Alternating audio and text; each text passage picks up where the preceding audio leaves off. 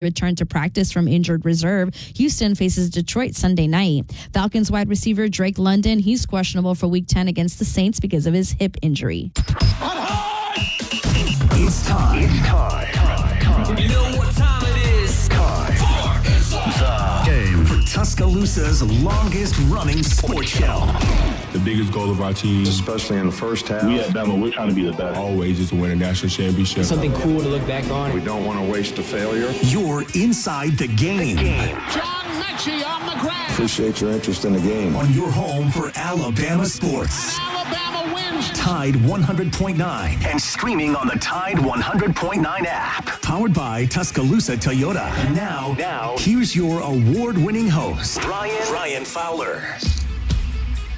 And a big good afternoon to you. Welcome into the game. T-Town Tide at 100.9, 1230 WTBC, your home of Alabama Crimson Tide Sports. We are always powered by Tuscaloosa Toyota, TuscaloosaToyota.com, 3325 Skyland Boulevard, and online at TuscaloosaToyota.com. How about a new Tundra? The 2025 Tundra has arrived at Tuscaloosa Toyota, and we are offering a 2.99 APR, as low as 2.99 APR, with a $1,000 holiday Christmas bonus cash attached to that. How about a Tacoma? We're offering as low as 2.99 APR for 36 with a $1,000 holiday loyalty cash. The 2025 Camry as low as 3.99 APR for 36. Hey, we're going to have some fun today. It's a free-for-all SEC parlay pick. We started taking picks yesterday, and I wanted to squeeze in. We do have three guests today. Coming up, we'll talk to Russ Mitchell. Russ Mitchell is a longtime friend of mine.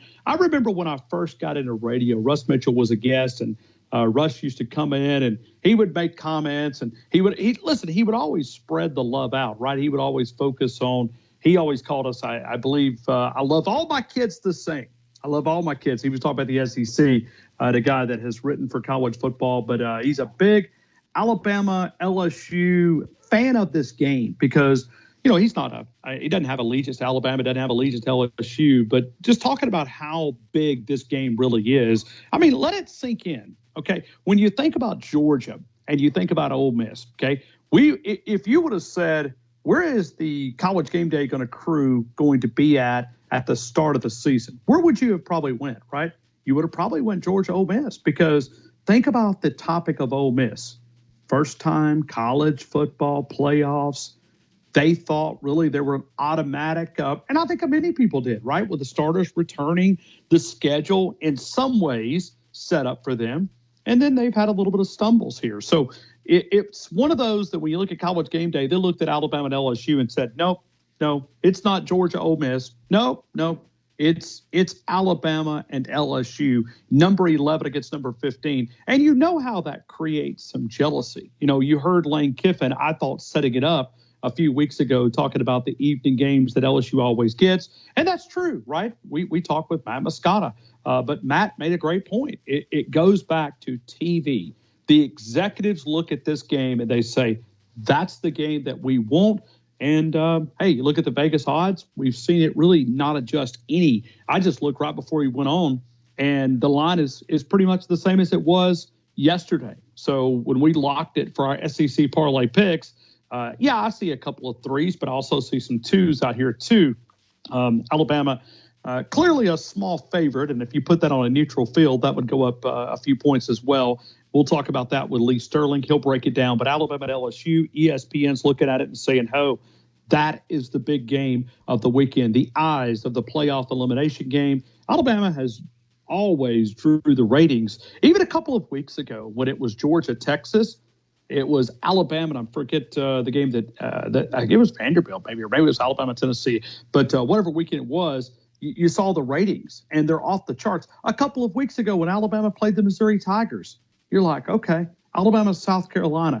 Add up the TV ratings. And listen, it's kind of like what we were talking about with Matt Moscata with Whiskey and Wine, the show that they do post-game. And I invite you guys to go to YouTube and go to Whiskey and Wine and watch that post-game show. It is off the charts. I think it's one of the best post-game shows, you know, from a college environment.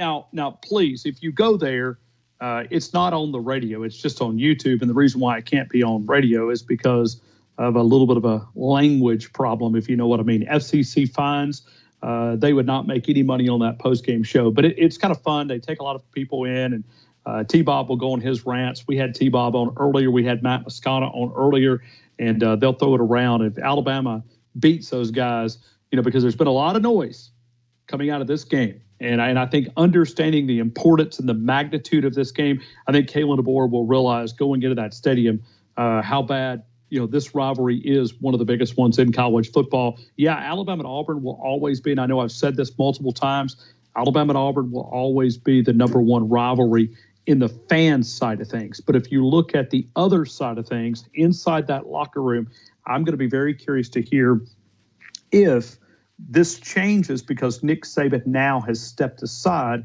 And were they trying to protect Nick Saban going back to Baton Rouge, or does this continue? Listen, it's always been a very important game on Alabama's schedule. And I think Matt said it yesterday. Matt Moscona said, no, it's really the pathway. It's about these two programs being elite.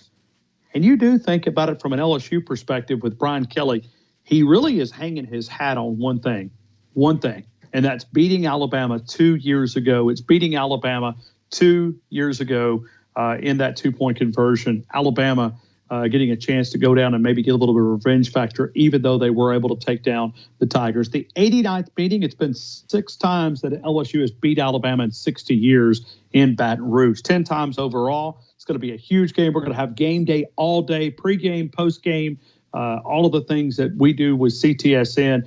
3.5 hours prior, we'll start their coverage, and that will be Chris Stewart, Tyler Watts, Roger Hoover, Damian Square, leading right up into 6:49. It's actually a 6:49 kick in Baton Rouge in front of 102,321 screaming fans, even though that many of them might be from the other colors. I did look at ticket prices also. The ticket market has not been what I thought it could be. I thought that this ticket would be a lot more expensive.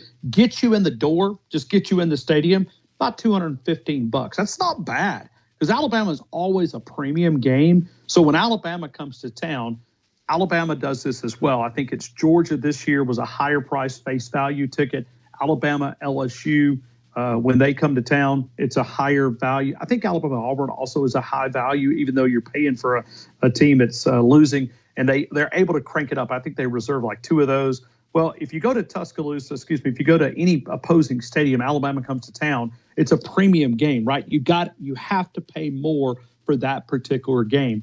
So that's one of the things that we'll dive into because ticket prices, they're not that bad. So if you decided to go to Baton Rouge, this might not be a bad. I'm not sure if it's the economy, but let's just say you want to set down low. You want to set on the 50-yard line, about $400. That's not bad for this type of game, especially understanding that face value for this game, probably $150, $175. $215 gets you in the door. That's not a bad price for LSU and Alabama. That'll be one of the things that we'll dive into. We'll talk about it. Russ Mitchell coming up in just a couple of minutes. We are powered every Friday by Brian Harden Construction, ASME certification, I-beam installation, fabrication. If you're building from the ground up, let's build something together. It's Brian Harden Construction, SEC Parlay Pick Day. We'll take your phone calls, your reactions. We'll give away some great goodies, and we'll have some fun right here on the game. T-Town, Tide, 100.9, 1230, WTBC, your home of Alabama Crimson. Auto Supply, we pride ourselves in having what our customers need and having the customer service you've come to expect. Northport Auto Supply. Why go anywhere else? The Pharmacy at Midtown with TJ Thomas, 205-752-0627. PharmacyMidtown.com. Don't forget about the retail side of the Pharmacy at Midtown. It's an independent-owned pharmacy specializing in walk-in prescriptions, medicine on time packaging, which O'Reilly. You've got questions? O'Reilly Auto Parts has answers. Need a pro you can trust? We've got that too. No matter what you need, our professional parts people have the training and expertise to help you do things right. Deep automotive knowledge. Just one part that makes O'Reilly stand apart. The professional parts people. O'Reilly Auto Parts. It's going to be a long game. You're in good hands with Allstate.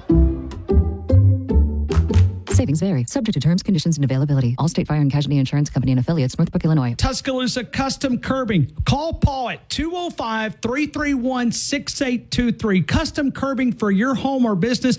Do away with those plastic individual stone borders. Go for that more permanent decorative concrete border. No more grass growing between those individual stones. Cleaner to etch to maintain. They're willing to travel, not just here in Tuscaloosa, but also in our neighboring states as well over in Mississippi. Many colors and choices. They'll customize for that individual taste and house. Give them a call at 205-331-6823. You could also go to their Facebook account. Find their page. You can see exactly what the videos. They came out, did a free quote. Paul gave me an evaluation. Give them a call, 205-331-6823. Tidwell Chiropractic, the only third-generation chiropractor with over 27 years experience in Tuscaloosa. Call Tidwell Chiropractic at 752-7503.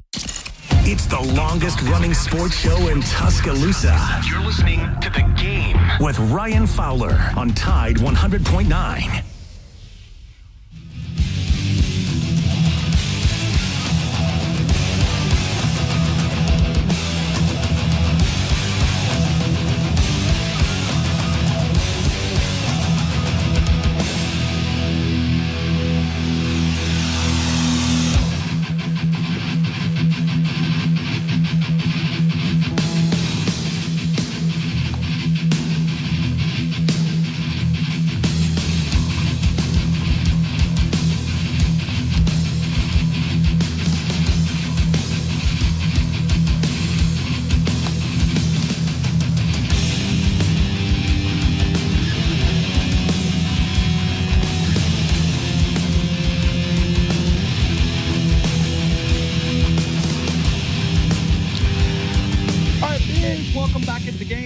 Tuscaloosa. We're going to go to an old friend. It is Russ Mitchell. I go back to when I first got started in radio, probably like 2009, 2010. I met this guy at SEC Media Days. He made a great appearance then, and I'll never forget him. I mean, he always had his sock game, and he'd kick his feet up on the SEC Media Days desk, and he'd always have these crazy socks. Russ Mitchell, I don't know if that's kind of strange that I remember your sock game, but how are you, my friend? Where have you been? Oh, kicking tires, lighting fires, baby. I try not to wear socks anymore. I just wear flip-flops, and you get old, and then nobody cares what you're wearing anymore. So shoes are optional.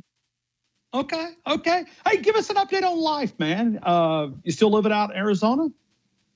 Still out in Arizona. Still doing college football. Still enjoying. It's nice that the election's over and we don't have to have ads on the TV anymore, so I can have more college football. That's what I'm looking forward to. More football.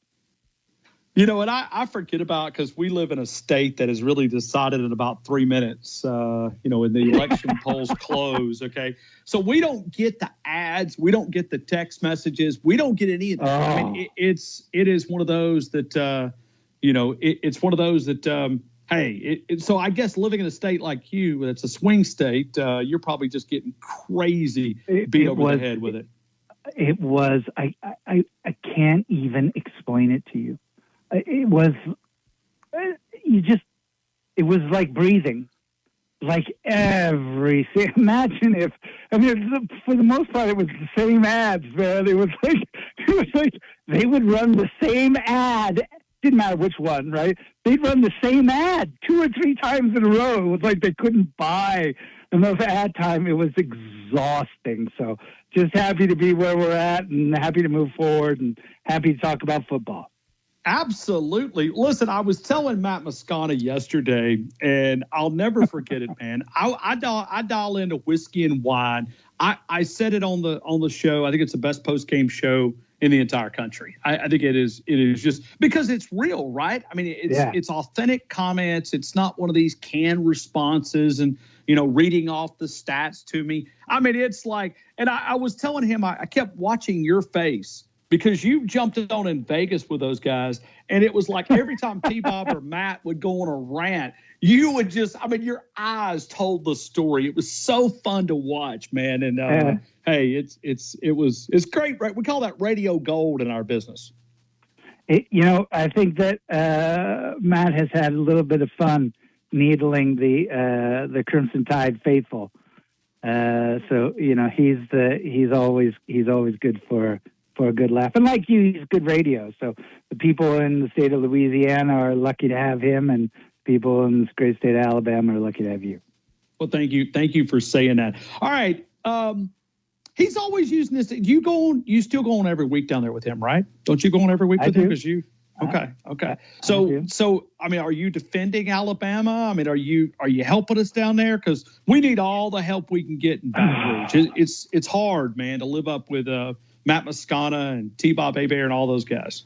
I think that you and I have texted about this. Yeah, the greatest. You mean the greatest football? Certainly the greatest recruiter in the history of all sport. All college sports, doesn't matter. Greatest recruiter in the history of every single college sport. That includes Wooden, that includes everybody. And arguably the greatest football coach in the history of football. Like, you can't lose both of those things. It has nothing to do with how football is evolving. You can add that on top if you want to, but you can't lose those two things and expect, 40 kids overnight and expect that, things will just proceed painlessly. There's going to be a little bit of pain, but as we've said, even if you shift down from 1 to 4. So I mean, it's not that big of a shift. All right, when you look at this game, Alabama at LSU, Vegas always knows. Okay, I mean, 2.5 point spread out there. If this was on a neutral field, it would probably be 5-6. They think Alabama's the better team. Do you think that? LSU went into Texas A&M favored by I think 2.5, something like that as well. So and lost, and lost on the turn of a running quarterback that was inserted and changed the dynamics of the game. The first thing, it was interesting because after that game, I don't know if you saw the press conference afterwards, but Kelly said, if I had a running quarterback, I would want to play LSU. He said this about his own team. Like, if I had a running quarterback, I'd want to play LSU, and I'd run against us all day. So, and Alabama has a running quarterback. In fact, if you took all the running backs in all of the SEC right now, Milroe ranks 12th in the SEC in terms of rushing attempts per game. Milroe he's averaging right now 13 carries a game for Alabama, right? Which is 4 more than Jam is averaging. He's a running quarterback who sets up the pass with his legs. So if LSU can't figure out how to stop that, in fact, if I was LSU, I would do exactly what Alabama did to the Tigers when they had Leonard Fournette. I'd put 9 guys on the line of scrimmage and be like, prove to us that you can do this throwing the ball. So if I'm LSU, I put 9 guys on the line of scrimmage basically and say, prove to us that you can win. And even if Milroe completes an 80-yard bomb downfield, I'd say fine. That's the cost, because if you look at how Milroe's played lately, I mean, in SEC play, he's only had 1 game where he threw 2 touchdown passes, and that was Georgia. How would you grade Milroe as far as A, B, C, D? I know those are not options, but when you look at him, the way that he plays, you can go the plus-minus scale as well. How would you grade the way he's played? Because he certainly trailed off. I mean, he was a Heisman kind of favorite there for a few weeks, and that's drifted away. Well, first of all, you're Alabama, so right off the bat, everything is you're graded. You're graded against perfection. So we're not talking about like Pavia at Vanderbilt or somebody at Kentucky. We're talking about the quarterback of Alabama. He's clearly regressed as the season has gone along, and you don't need to take my word for it or your own eyeballs for proof. Just go look at the stats. Go look at, Parcells says you are what your schedule says you are and what your record says you are. I mean, just go look at his record for the season, and his quarterback rating has dropped with every game as we've moved into SEC competition, and even within that competition. So I would give him, on the season, I'd give him a B-. I don't think he's been helped by the rest of the team, though. I agree that the team itself is playing at a B- right now, and I mean, look at your defense. Your run defense, you have to be able to stop LSU's rushing game. By the way, y'all broke LSU in 2018. I want to get back to that. You broke them. But you've got to stop their rushing offense. They had 24 in their last game against Texas A&M, 24 yards on 23 carries. If you make them one-dimensional, they will lose at home. But your run defense right now is what? What is it? 12th? Your run defense is 11th in conference play, and your total defense is 12th in conference play. That's shocking, and certainly doesn't help Milroe. But to be fair, LSU is not great running football team. I mean, they struggle. They're the only team in the SEC that does not have 1,000 yards rushing right now. They're the only team. And by the way, that takes me back to breaking LSU. LSU for 50 years was a running team, and you beat them 29-0 on their field, and bang, the next year they become a passing offense. So, you guys are personally responsible for breaking the LSU Tigers. Yeah. Russ, when you look at them offensively, can you get out? Because I know they protect the quarterback very, very well. They're second in the country, not in the SEC. But what does Alabama do? Because they've got a young secondary. Do you bring you put an extra guy back there, try to defend the pass? Because we know they want to throw the football, and I mean that's their recipe for victory. You got to put pressure on this team, right? So I've watched every Alabama game, watched every LSU game, most of them twice. With this offensive line, they can protect the quarterback, but they make even their experienced tackles, they make mistakes. They're offsides on just simple mistakes. Put pressure on this offensive line.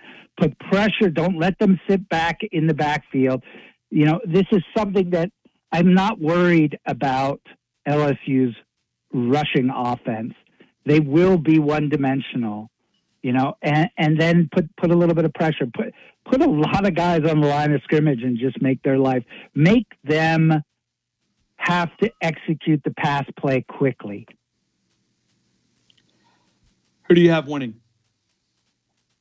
If this game was anywhere other than Baton Rouge, it would be easy. If this game was on a neutral field, if this game was in Tuscaloosa, I'd be very comfortable picking Alabama 6 or 7 and riding on that. As it is, we both know this is a miserable place to go play a football game. I mean, it's right up there with Tuscaloosa. To me, it's a toss-up. It's really a toss-up. It comes down to man, you sound like those news posters up there. The toss-up. I mean, that's what you sound like. I'm taking LSU, and I'll tell you why. Because this is the first time I can remember Alabama being this one-dimensional on offense.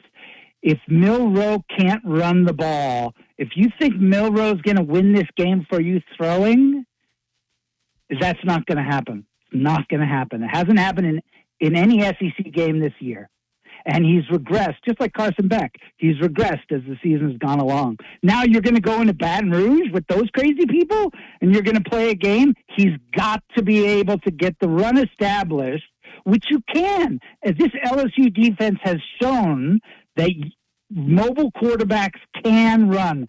So I think they're going to put everything on the line to stop that. You still have to establish that. Do that, it'll open up the passing game, and you win. Hey, Russ, let's go to Georgia, Ole Miss. Sure. How much of a chance do you give Ole Miss in pulling off the upset here? I'm picking Ole Miss in this. Are you really? Why? Yeah, well, again, home field, I think, is going to play a significant percentage of the outcome. First of all, Carson, this is another team, Georgia, that has played to the caliber of the opponents that they fielded, all, with the exception of the second half against Alabama, the second half of Clemson, and you could say the second half of Texas. This is a team that's basically played all year to the level of their opponents. And Carson Beck has really regressed as the season has gone along. You know, this is a Georgia team that right now ranks 12th in the conference in conference play in turnover margin. Ole Miss is third. They do a good job of protecting the ball. They do a great job of taking the ball away. They have an offense, which we saw last week, despite the fact that they're not scoring, 100 points in most SEC games like they were in the ridiculous preseason. They can score quickly. They do score quickly at home. I expect them to get some turnovers in the first half. And if Georgia finds itself behind by 14 or 20 points in the first half, I think they'll struggle to be able to keep up. I like Ole Miss in this game. Hey, Auburn plays bye this weekend. You like Auburn? No, I like bye. I think that I was trying to give you. I was putting it on a tee where you could make up to the Alabama fans for picking LSU. That's what I was putting it up on tee for you. I'm really disappointed. I mean, when I think about this season, a couple of things that I'm disappointed about. I'm really disappointed for Missouri. I thought this was going to be a chance for them. Mostly because of the schedule. I thought the schedule opened up perfectly for them, and it's been disappointing. They're not very deep, which we all know. They don't have the depth of most of the more experienced teams in conference, so that's been disappointing. And I'm disappointed with Auburn, even with this being a rebuilding year for them, and they've really underperformed what I expected, and so I'm disappointed with both of those teams. It's been one of those that I thought that Hugh Freeze would be able to get them in somewhat going. And I think I've got a theory. Can I bounce it off of you? Go ahead. Auburn has always cheated their way out of trouble. Okay. Alabama started beating their head in. They go out, they go get Cam Newton in 2010 and went out. And this was back before, obviously, it was legal. Now the problem is everybody is throwing money at these kids. They can no longer separate themselves by doing that. Everybody walks in the gray area. I'm admitting that. But Auburn has always been able to buy their way out of trouble. They're not able to do it now. It's just a theory. I think that I don't know if I agree with that theory. I think the more salient point is Nick Saban. I think Nick Saban, I was teasing earlier about LSU because they were just slow to adopt the passing offense and adapt as Saban did in the early 2010s to what college football has become in a passing offense. Auburn was broken by Alabama because it's the in-state program. As Alabama dominated college football, it's really put a strain, I think, on the Auburn program. And we all know you need an exceptional coach. And I think Hugh Freeze is a great coach. I believe in him. I think it would be a mistake to replace him at this point, certainly. But and he just needs a little bit more time. But I think Auburn has made it very, very difficult for. If anything, I think NIL will help Auburn because they can take what historically has been something that was done in secret and put it back out in the front. And they have the boosters to raise the money to do that. So first they need a real coach, which I don't think they've been able to get for a while. And I think they have that in Freeze. Now they need time to adapt. Russ Mitchell, CFB. I'm getting a ton of messages. Hey, it's good to hear Russ Mitchell. It's good to hear Russ Mitchell. A lot of people that choose to interact with on the Twitter account and X account. Man, it's good to be able to catch up with you, man. I'm glad everything's good to hear going your good. Voice. Good to hear your voice. How's the kids now? I mean, they've got to be a lot. Sure. Are they in college? One kid's finished her master's, and the other kid's in high school. And the kids are killing me. was just one step at a time, slowly draining the lifeblood out of me. But I love them. Looking forward to when they're all out of the house. Well, I mean, I hate to bring up kids, but I mean, Russ, you were the only guest that ever sent me a Christmas card. You'd send me a Christmas card every year. And my wife would always say, who is this? I'm like, it's my buddy, man. It's Russ Mitchell. It's the guy that I feature. So I grew up, watching your Christmas cards, and you always would send those. And so, yeah, I remember seeing them a little small, and now you said Masters. Wow, that's crazy. I know you're proud. Thank you. Thank you, Russ. Much smarter than their dad. Banged his head too many times. I wouldn't take that. Come on. I mean, they got to get it from somewhere. Hey, Russ, I appreciate you, man. And, hey, we'll get you back to eat some crow if Alabama takes down LSU at some point, maybe next week. Thanks, man. That sounds good. Later, brother.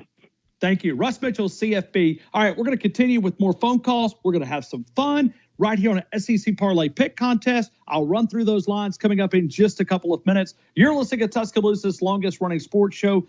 Your picks, Paul. Give me Georgia. Georgia.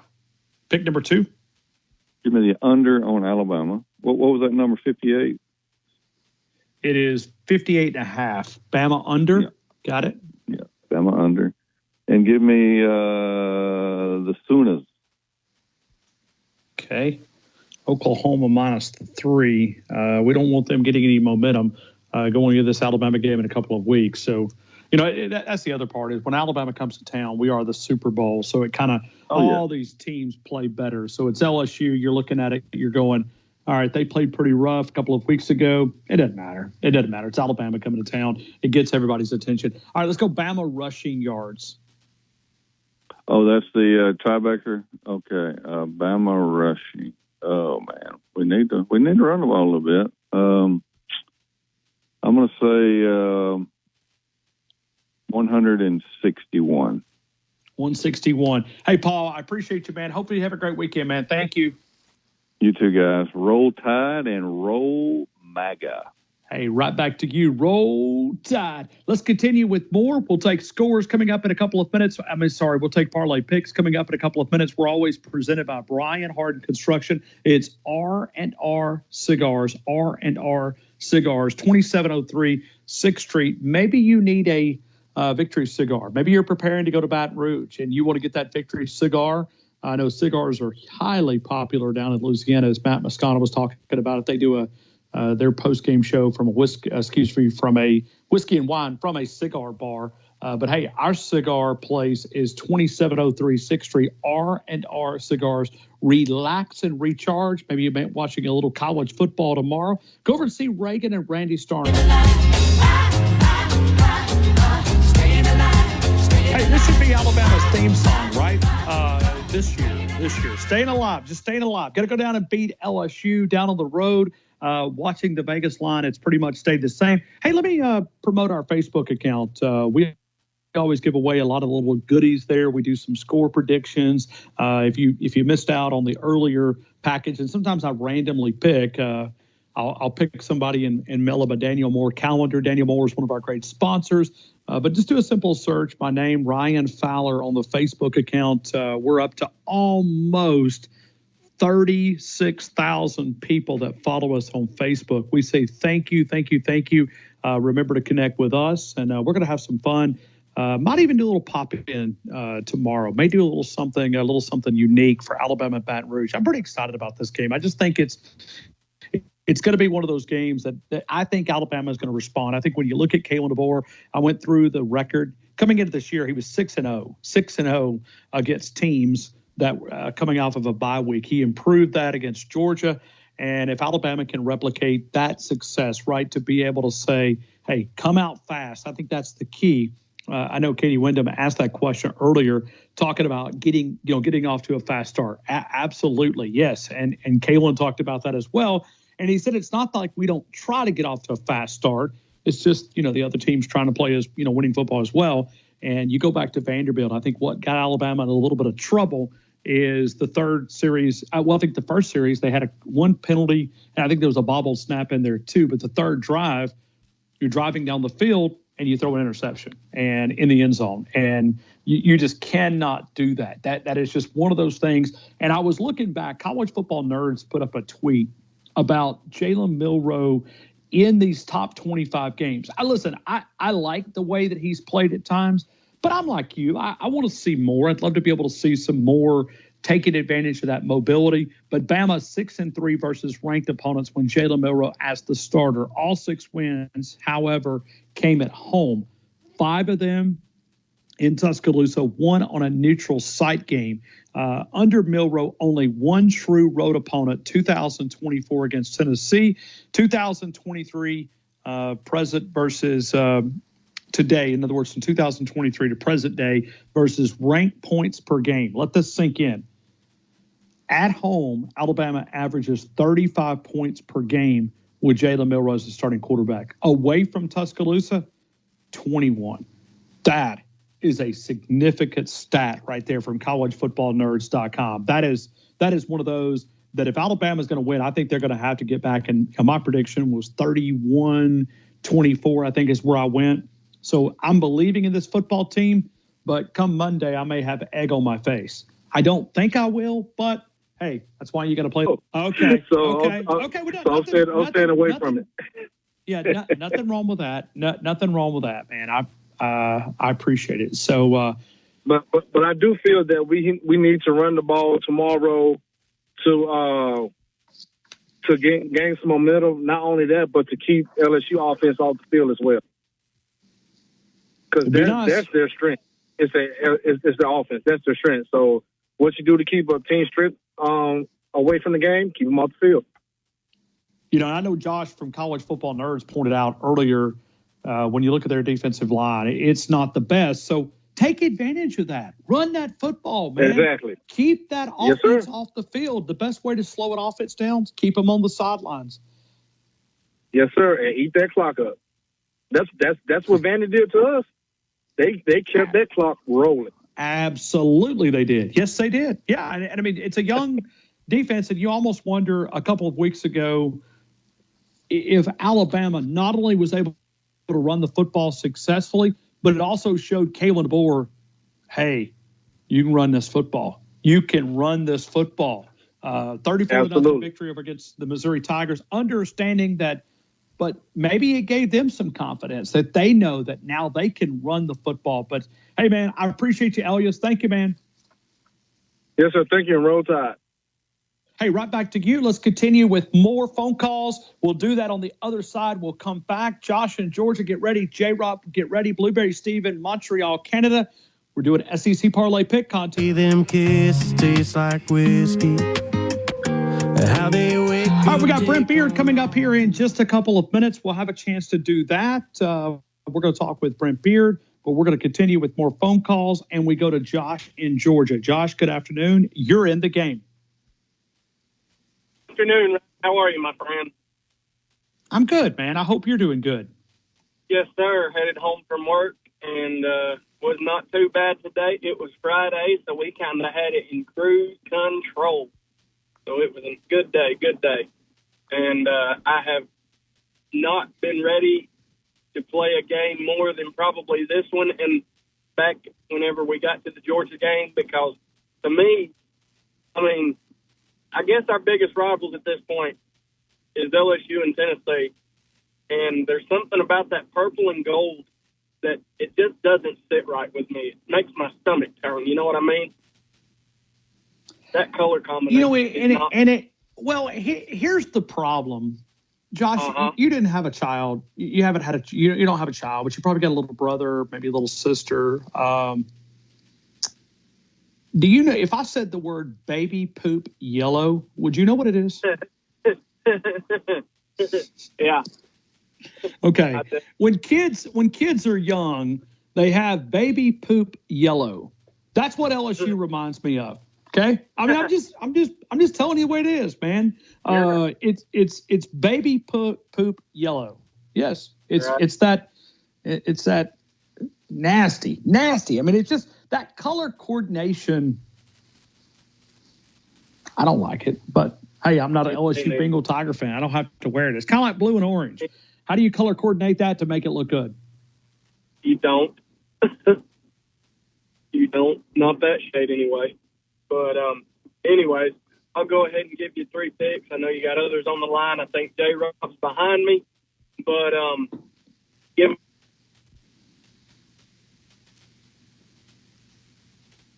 one more time. Give me Ole Miss. All right. Ole Miss. And then give me Vanderbilt. That South Carolina Vanderbilt game interests me a little bit. Okay, so you want to go Vanderbilt, Ole Miss. What was the third one? I'm sorry. Alabama. I'm sorry. Alabama to cover. Okay. Vanderbilt, Ole Miss, Alabama. And how many rushing yards for your Alabama Crimson Tide? Let's go 157. Vanderbilt, Ole Miss, Alabama, 157. Hey, man, I appreciate you. Thank you. Thank you. Thank you. Yeah, roll tide. Roll tide. Josh, appreciate you, man. Let's continue. We're going to Brent Beard coming up here in just a couple of minutes. We've also got Lee Sterling. We'll come back. J-Rob, I'm going to squeeze you in between Brent Beard and Lee Sterling. I promise. We're only going to spend probably 12, 13 minutes here with Brent Beard, and then we'll go to Lee Sterling, and we'll spend another 12, and then we'll be right back to SEC Parlay Pick Contest presented by Brian Harden Construction. It is the Wharf. If you're looking for the work in Western wear for the entire family, since 1976, the work in Western wear for the entire family can be found at the Wharf. You walk in, one of the great things, it's always fun. I say this often, but at Mark and Lee, they're always listening to Tide 100.9. If you go in the morning, they're listening to Wimp and Barry. They listen to Gary. They're listening to Wyatt. And we appreciate, for one, the support of our station, because chances are there might be a customer in there that's getting a new pair of boots, and they're listening to Sports Talk Radio. Roll Tide, you picked out a great pair of boots, man. I like those boots. I can see it. I got AI here. I've got the artificial intelligence. Did you get the right size? Did you? Oh, you did. Okay, thank you. Okay. You get a new pair of Western boots. They got many different brands to choose from: Justin, Tony Lama, Red Wing, Georgia, Double H, Timberline, Laredo, and many more.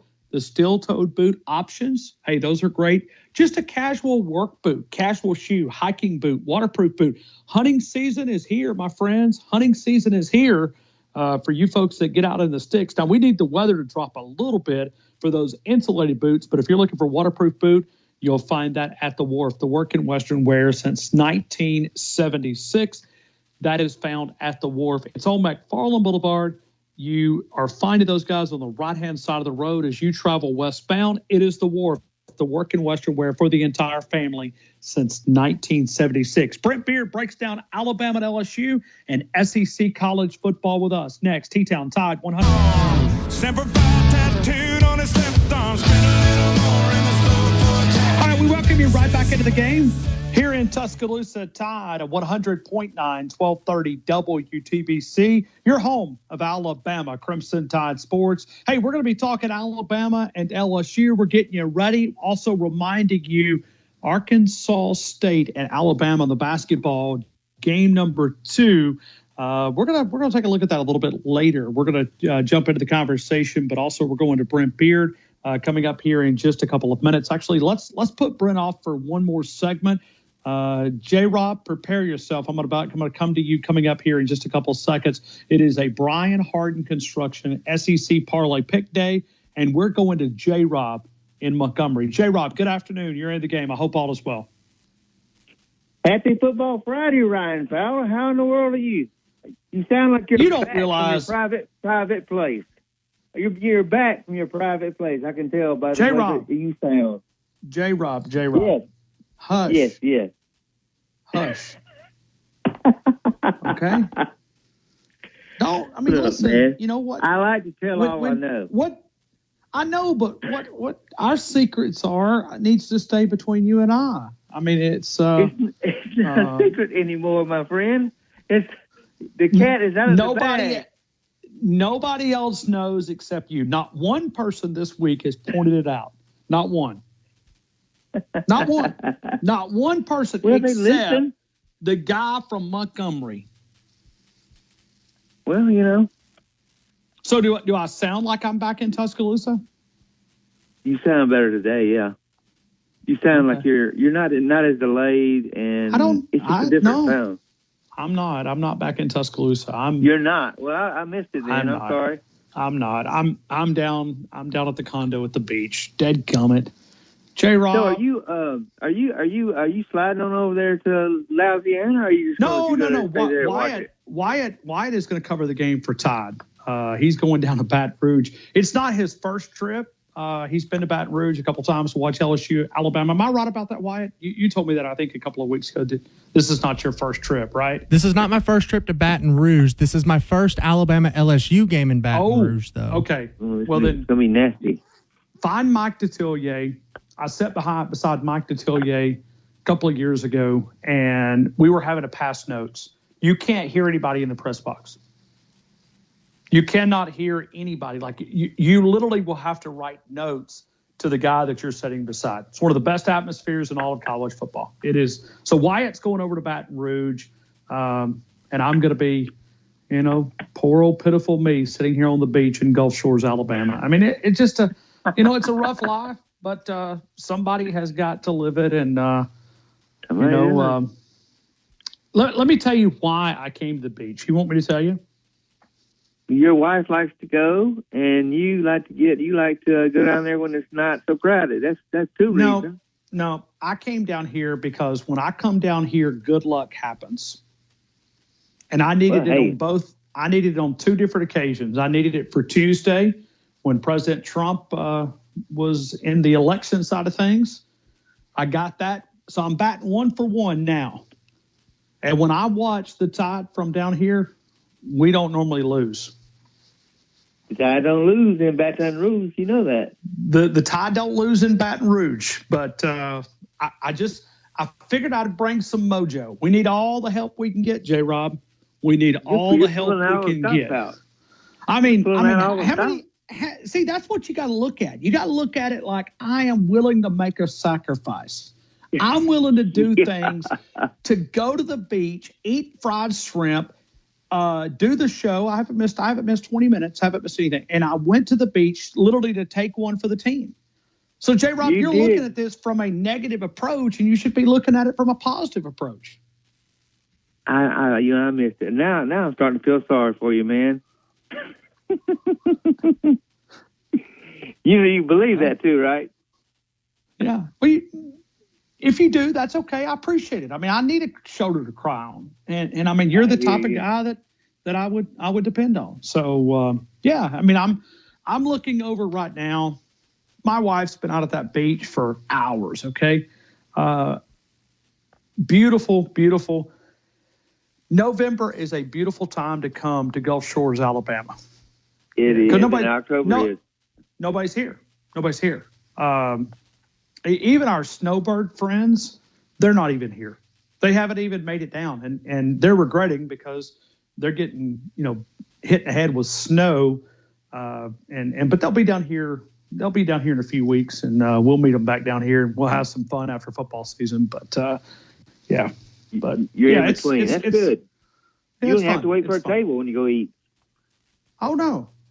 Yeah, but I eat a lot of local places down here. I got a few local hangouts, and I met some new listeners last night that were just started listening to our show, and I walked in, and dude, I mean, I got an ugly face. Okay, I can't hide it.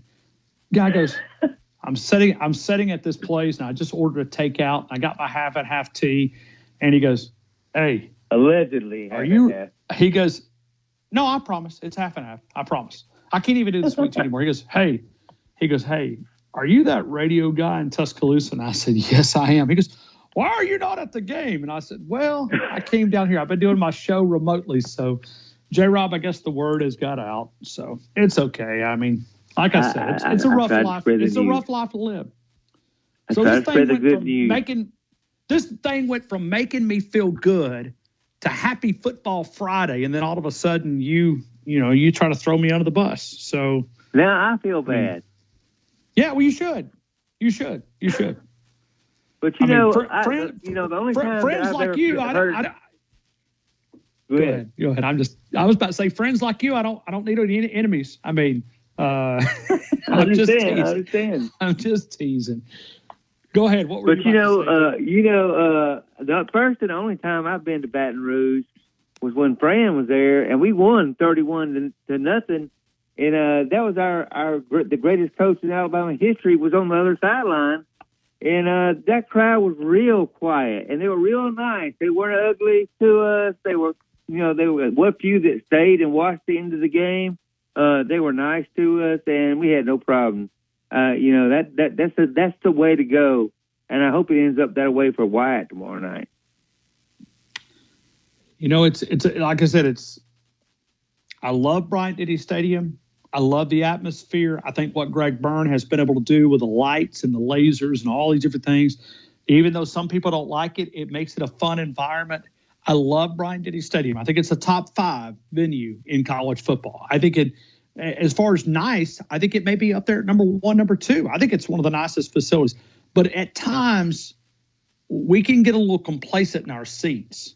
We don't yell as Tiger Stadium, opening kick to the final second. They never shut up. Beat the crap out of them. Yeah, and I hope we put them out. All right, give me 3 picks. I got Brent Beard. He's already on hold. All right, let me ask you one stupid question. I didn't hear the outside the conference picks that you had this week. Can you give me those right quick? I sure can. I'm going to take, and there's 2 games that can help Alabama out. You got BYU at Utah, BYU minus the 3, and then we've got Penn State at UW at Penn State, and it's Penn State minus the 14. And the only reason I picked those 2 games is to clear the way for Alabama. Last week when we took all these non-conference games, kind of helped Alabama out, and now, BYU losing would help. Penn State losing again would help. And I'm not talking about in the playoffs, just your positioning if you're able to win out through the month of November. All right, let's go. Utah minus, what is it, 4? No. It's plus 3. I'm going to take Utah plus 3. All right. Pick number 2. Second one for the team. South Carolina minus 4. Is that minus 4 Got it. Still? It's 4.5. 4.5. All right, pick number 3. 4.5. Okay. And the ugly Ugborough Bulldogs, minus 2.5 still. Georgia's 2.5, and then rushing yards for the Alabama Crimson Tide. 175. 175. All right. Thank you so much, J. Rob. Hey, thank you, and I appreciate you taking one for the team down there. Be careful on your when you ever decide to come home. I'm coming back. Make your wife drive. Make your wife drive. No, I'm coming back. I'll be back for the press conference on Monday. I wanted to take one for the team and enjoy. Like I said, we don't lose when we watch games down here. So that's where like I said, it's just somebody's got to do it. J. Rob, and I'm the guy that volunteered. Thanks, man. That's why you're the best, Fowler. That's why you're the best. Take care, and as always, roll Tide. Woo! Roll Tide. Hey, Wyatt, if it's okay, tell Brent, let's break right here. Let's break. We'll come back, then I can run Brent to the top of the hour. Let's do that if that's okay. Let's break here. We'll come back. I want to finish all the time. And on the Tide 100.9 app.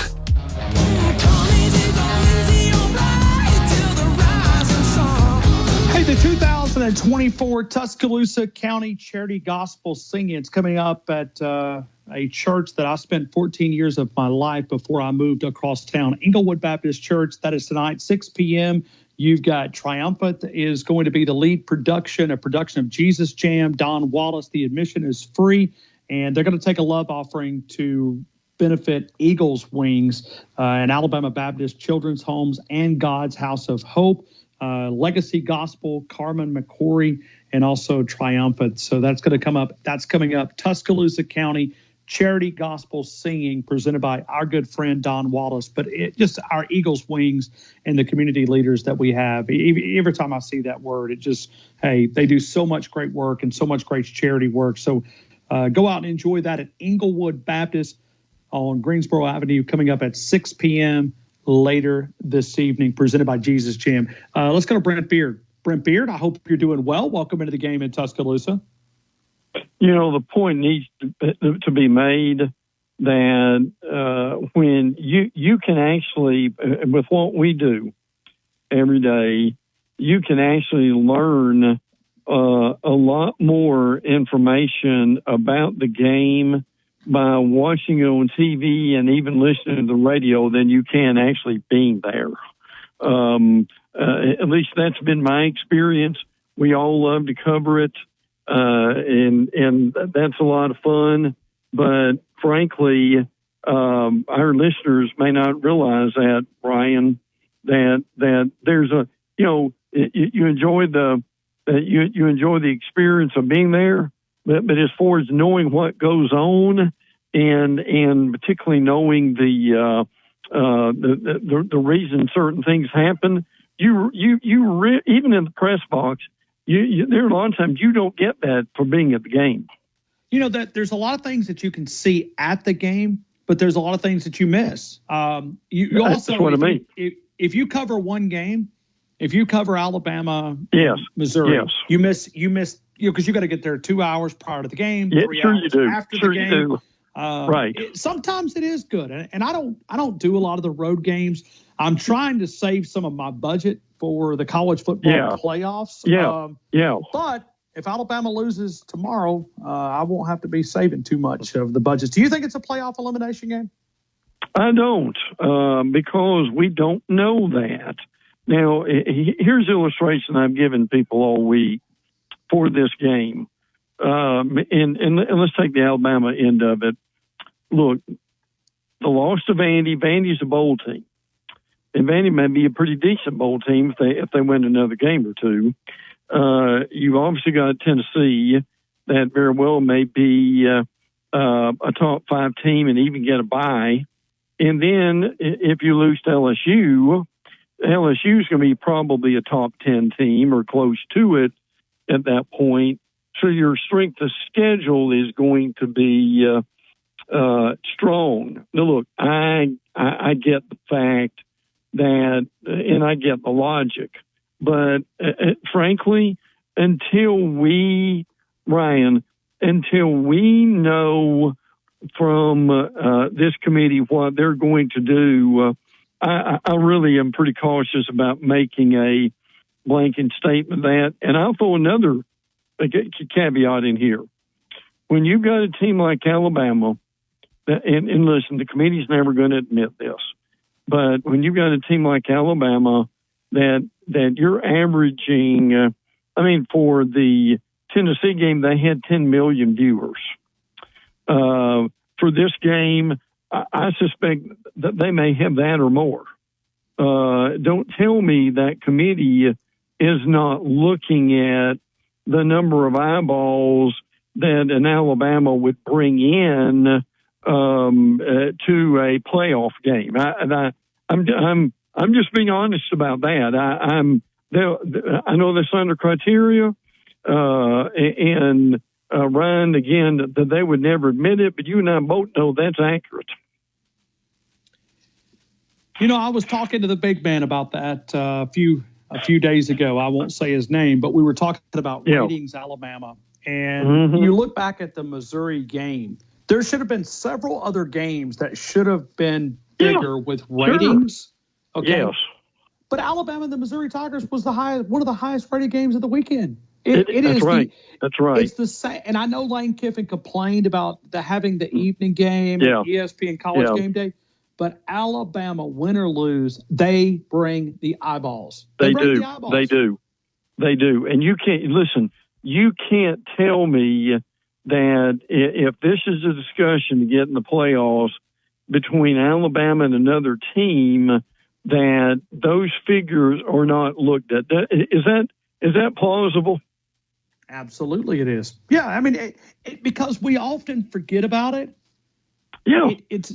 In Matt Moscona yesterday, I said, Matt, do you think there's a bias toward LSU getting evening games? He said, no, it's very simple. It's TV executives run college football. And I said, absolutely. And you often forget about that. They do. You often forget about that.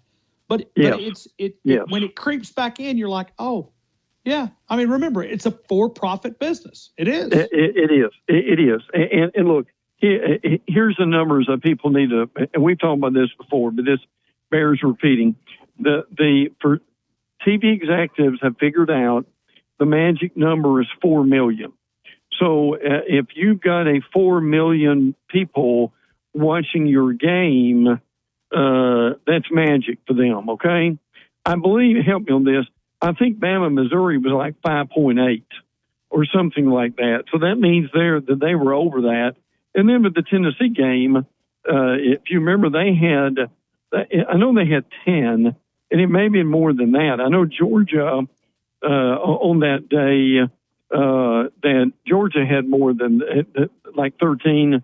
Bama, Georgia, Texas had 13. Bama and had 10. So that's reality. And to make long story short, that's why I say for a team like Alabama, and look, I'm not making apologies for them. I'm just saying there are criteria that you can't tell me that a committee would really consider for them before they're totally out of a situation. You're nailing it. All right, let's talk about the game. When you look at this, what in your eyes will decide the outcome tomorrow evening in Baton Rouge? I think, first of all, would be the Alabama front seven on defense against the LSU offensive line.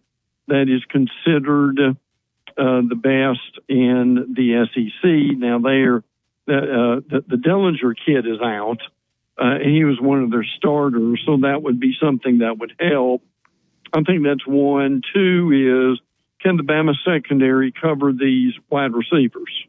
And that is going to be, I think, extremely important. And number three, and maybe this should be number one, this game is going to come down to how Jalen Milroe reacts. Will he be as erratic as he was against Tennessee, or will he be better off as he was with Missouri? So, I mean, those are three quick keys for me. I tell you what Bama needs is what they got, and you remember this, and this may be what you were talking about a few minutes ago. Remember when Sean Alexander was just getting into the people's attention, and I may be off on this a little bit, but he ran for 278 in Baton Rouge and really could not be tackled the whole night. You remember that? A true freshman. That's right. Alexander, that's right. Coming off the bench and rushing for whatever the number was. It was amazing. Yeah. I think it was 270, 280, 290, something like that. It was simply, I mean, that was the coming out party. That's when the world realized how great of a back Sean Alexander really was from Florence, Kentucky. Wow. Yeah, I agree. And it still took them several games to realize how to use him. But anyway, we won't get into that. But the point is look, and I heard you talking about that, and the rushing yards is going to be really important. And if Bama can run the ball, it's a totally different game. Okay. Ole Miss, Georgia. Who wins that football game? I think Georgia wins in the fourth quarter. And I've used this before with Alabama and some other teams when Nick Saban was there, and I'll use it again with Coach DeBoer being there too. Ole Miss thinks they can win that game. Georgia knows they can win that game. And that's going to be your difference if it's close in the fourth quarter. The problem is for Georgia, they can't chase points. If Ole Miss gets up 10-0, 14-0, it can be very difficult with the struggles that Carson Beck right now is having. So that and Georgia needs to be able to run the ball. If ETN is okay with that rib injury, I think they will be okay. But Ole Miss is extremely dangerous. Pete Golding's done a good job with that defense. I have seen where they lead the nation in sacks, which is amazing, frankly, when you think about that. As bad as Ole Miss was previously on defense. Oklahoma at the Missouri Tigers. It's all about Brady Cook, and I know that it is. Pete Thamel has downgraded him, or at least they've downgraded him a doubtful, according to Pete Thamel. but the Oklahoma Sooners are the favorite in Columbia, Missouri. Well, that's the bottom line. If Cook plays, Missouri's got a real chance to win. If he doesn't, that's a problem. And look, Oklahoma is a lead on defense, and I mean Bama basically held Luther Burden. And I'm telling you, people haven't made a big enough a deal of that. I know you've mentioned that, I'm sure, but Luther Burden right now, the Missouri wide receiver, could be playing in the NFL. I mean, he's that good. And if I remember right, Bama held him, Ryan, 3 yards? I mean, that's just absolutely unheard of. So that will have a lot to do with that game. But Oklahoma really struggling, rotating quarterbacks, had to replace their entire offensive line. They may get 2 of those receivers back, but basically all their starters have been out with injuries. So huge game in addition to. You know, and Kalen DeBoer is such a tight end friendly offense. I want to see what they do to slow down Taylor tomorrow evening, because this is Mason Taylor is the first time. I mean, we've not played a big time tight end in the Kalen DeBoer era, but Kalen DeBoer knows how to utilize tight ends in his offense. I wonder what he's going to throw at Mason Taylor to slow him down. Yeah, and that's going to be huge. There's no doubt about that. I mean, you don't want to have covered all those wide receivers, and then Taylor get underneath and end up catching 10 passes for 120 yards. So that's going to be extremely important for Bama tomorrow night. Hey, Brent, I got to get to the top of the hour break. I appreciate you. I hope you have an awesome weekend. It is Second Helping with you and Travis Reier. It's First Coast News. He's a Heisman voter. He's part of TV, does radio as well. Brent Beard, thank you so much for being a part of our show. Have a great rest of your day. You too, brother. Take care. Thank you. Brent Beard helping us out there. Lee Sterling is next, and then he'll be our final guest. We're all phone calls, SEC Parlay Pick Contest presented by. And I'm a go down swinging. All right, we got a lot of games to talk about. Let's get right to it. It's Lee Sterling, ParamountSports.com. Lee Sterling, I hope you're doing well. Welcome into the game in Tuscaloosa. I am. Good afternoon. Let's get after it. Got some big games. Yes, we do. Yes, we do. And anything from last weekend that grabbed you from your perspective? Anything that just kind of jumped off the paper before we get into this week's games? Maybe Carson Beck's a little bit distracted. I mean, good point. I, 2 of those 3 throws were just awful. I mean, those were like, they kind of reminded me when I was in high school. My coach said, "You're never going to do that again." So maybe he's distracted. You know, he's dating one of the Cavender twins and driving around on that Lambo. But his stock has certainly fallen. I think he's gone from would you say a top 5 to maybe at least 15th, 20th in the first round, maybe even farther down? Yeah. Oh no. I mean, listen, when I saw him play against Alabama, thought that he had really. I mean, they had him confused. I mean, they kept throwing him all these different blitz packages, and he wasn't able to switch it. And I talked with AJ McCarron about this, and he's like, "You should be down here on the sidelines, man. He looks like he saw a ghost." I mean, he said his eyes tells the story. And when that fear comes in as a quarterback, you can't really get it out of your head. And I thought Kane Womack had his best performance in that first half. They made some second half adjustments, but I mean, Carson Beck has just been out of rhythm. But in a lot of ways, there's been several quarterbacks. I mean, look at the Heisman odds from where we were at in September to where they are now. Yep. Right. Crazy. I mean, I think it's Cam Ward's to lose. Do you agree? As a Heisman voter, I mean, but here's, okay, Lee, you just got me on a soapbox. If they go undefeated, how do you not give it to the kid? No. But here's the thing. I've been screaming at this. Okay, all week I'm a voter in multiple All-American contests.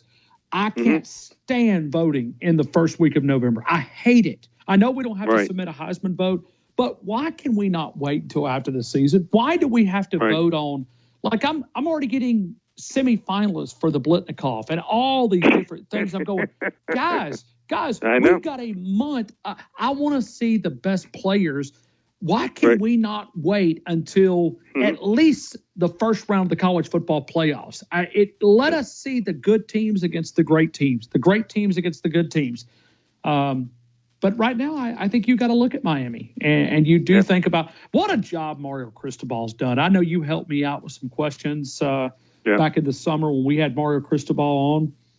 What a job! I mean, would you say he was on the hot seat coming in? No, not at all. We were on the hook for like another, I think, like $60-70 million, which they don't have. So, yeah. Well, and I wish and I know that it's kind of a tradition down there, but it's. I wish the fans would be more engaged in that football team because they deserve a little bit more. Right. I think it's a destination franchise again. So they're going to probably be looking for a quarterback. I don't think he's going to have to pick up the phone. I think he's going to get a lot of calls. I think you're spot on. Yep. And Lee, let's jump right into it. Texas traveling. Well, actually, that game's in Austin, I believe. Yeah, it is. Florida goes to Texas. They go there as a major underdog. Mm-hmm. What do you think? So this is the one game I'm going to tell you it's based on who starts. If DJ Lagway starts, I'll take the points. You know, with Billy Napier given the reprieve and going to be coaching as the head coach next year, I would probably tell DJ, you know what, sit this one out. Let's wait for the next two games. I think they play LSU and Ole Miss at home. If they win one of those and they beat Florida State, they're 6-6 going to a bowl. And it looked like they were going to win maybe 2-3 games at one point in the season. So that's what I would do. But if DJ Lagway plays, I would take Florida. If not, Aiden Warner is not the guy. I mean, 7 for 22 for 66 yards, and he's no threat running the ball at all. Florida's 4-17 straight up the last 21 road games. If Warner starts, Texas wins 41-13. Lagway plays and starts, Texas 34-20. Tennessee, Mississippi State. Tennessee with a big number here. This one kind of grabs our attention a lot of different ways. What do you think? Yep. I think that Josh Heupel needs to develop a passing game, and he did in the fourth quarter against you guys. They're going to have a passing game if they want to go to Georgia and win again. They got to have that type of threat. And so I think he's going to start off slow. I think he's going to run and throw short passes and then say, okay, now we're going to open it up. And remember, Mississippi State, one of the top 10 in getting off the most amount of plays. So when that happens, you generally get higher scores. I think Tennessee, with that front seven, really good. I think that they're going to hold down Mississippi State. Tennessee 45-15. Okay. Tennessee at number 7 currently in the college football playoff. Yeah, and that's too high. They don't deserve to be 7. Their one win was against you guys at home. They've beaten you guys on the road. Okay, maybe I can see it. Would you agree? I mean, the resume's not there, but right. But we're just listen. The way I look at college football right now, Lee, is just a big old jumbled up mess. Right, just win, and it'll take care of itself. Yeah, great point. And I wish we would have had that concept going to Vanderbilt because it's kind of got us behind the 8 ball. I mean, a little bit. And now this is a must-win game. But we'll get to Alabama and LSU in a couple of seconds here. South Carolina at Vanderbilt. South Carolina, and I may ask you. We had a caller earlier this week that called in, and I didn't know how to answer his question. He said, you pull for Vanderbilt to keep winning, but you beat South Carolina, so as a resume booster, I like what you said. Just keep winning. But, I mean, which one would help Alabama the most? The South Carolina victory over them or Vanderbilt continuing to win and it doesn't look as bad of a loss? Depends. You want I don't think it matters much at all. I don't think it matters. Yeah, I think you want whoever wins, but both teams to win after that game. So here's my take on this game. This line's up to 5.5. I don't get it. I think this is a one-score game either way. Some people will say, well, Vanderbilt, they're already 6-2. they're ready to go to a bowl game. They're qualified for a bowl. They're going to just play out the stretch and have fun. I don't think so. I think they're going to be motivated. They've lost 15 straight to South Carolina. They're 6-0 against the spread as an underdog. Diaco Pavia, I think, is better quarterback than Lenore Sellers as a college quarterback. I'll take the better quarterback getting 5.5 points. Vandy, outright 26-23.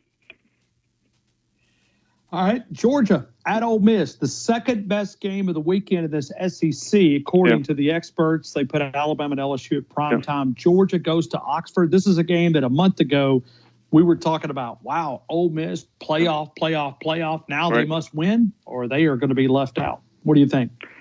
Yep, and they've become the Penn State of the SEC. Can't win the big game. If they look anything like last week, they'll win.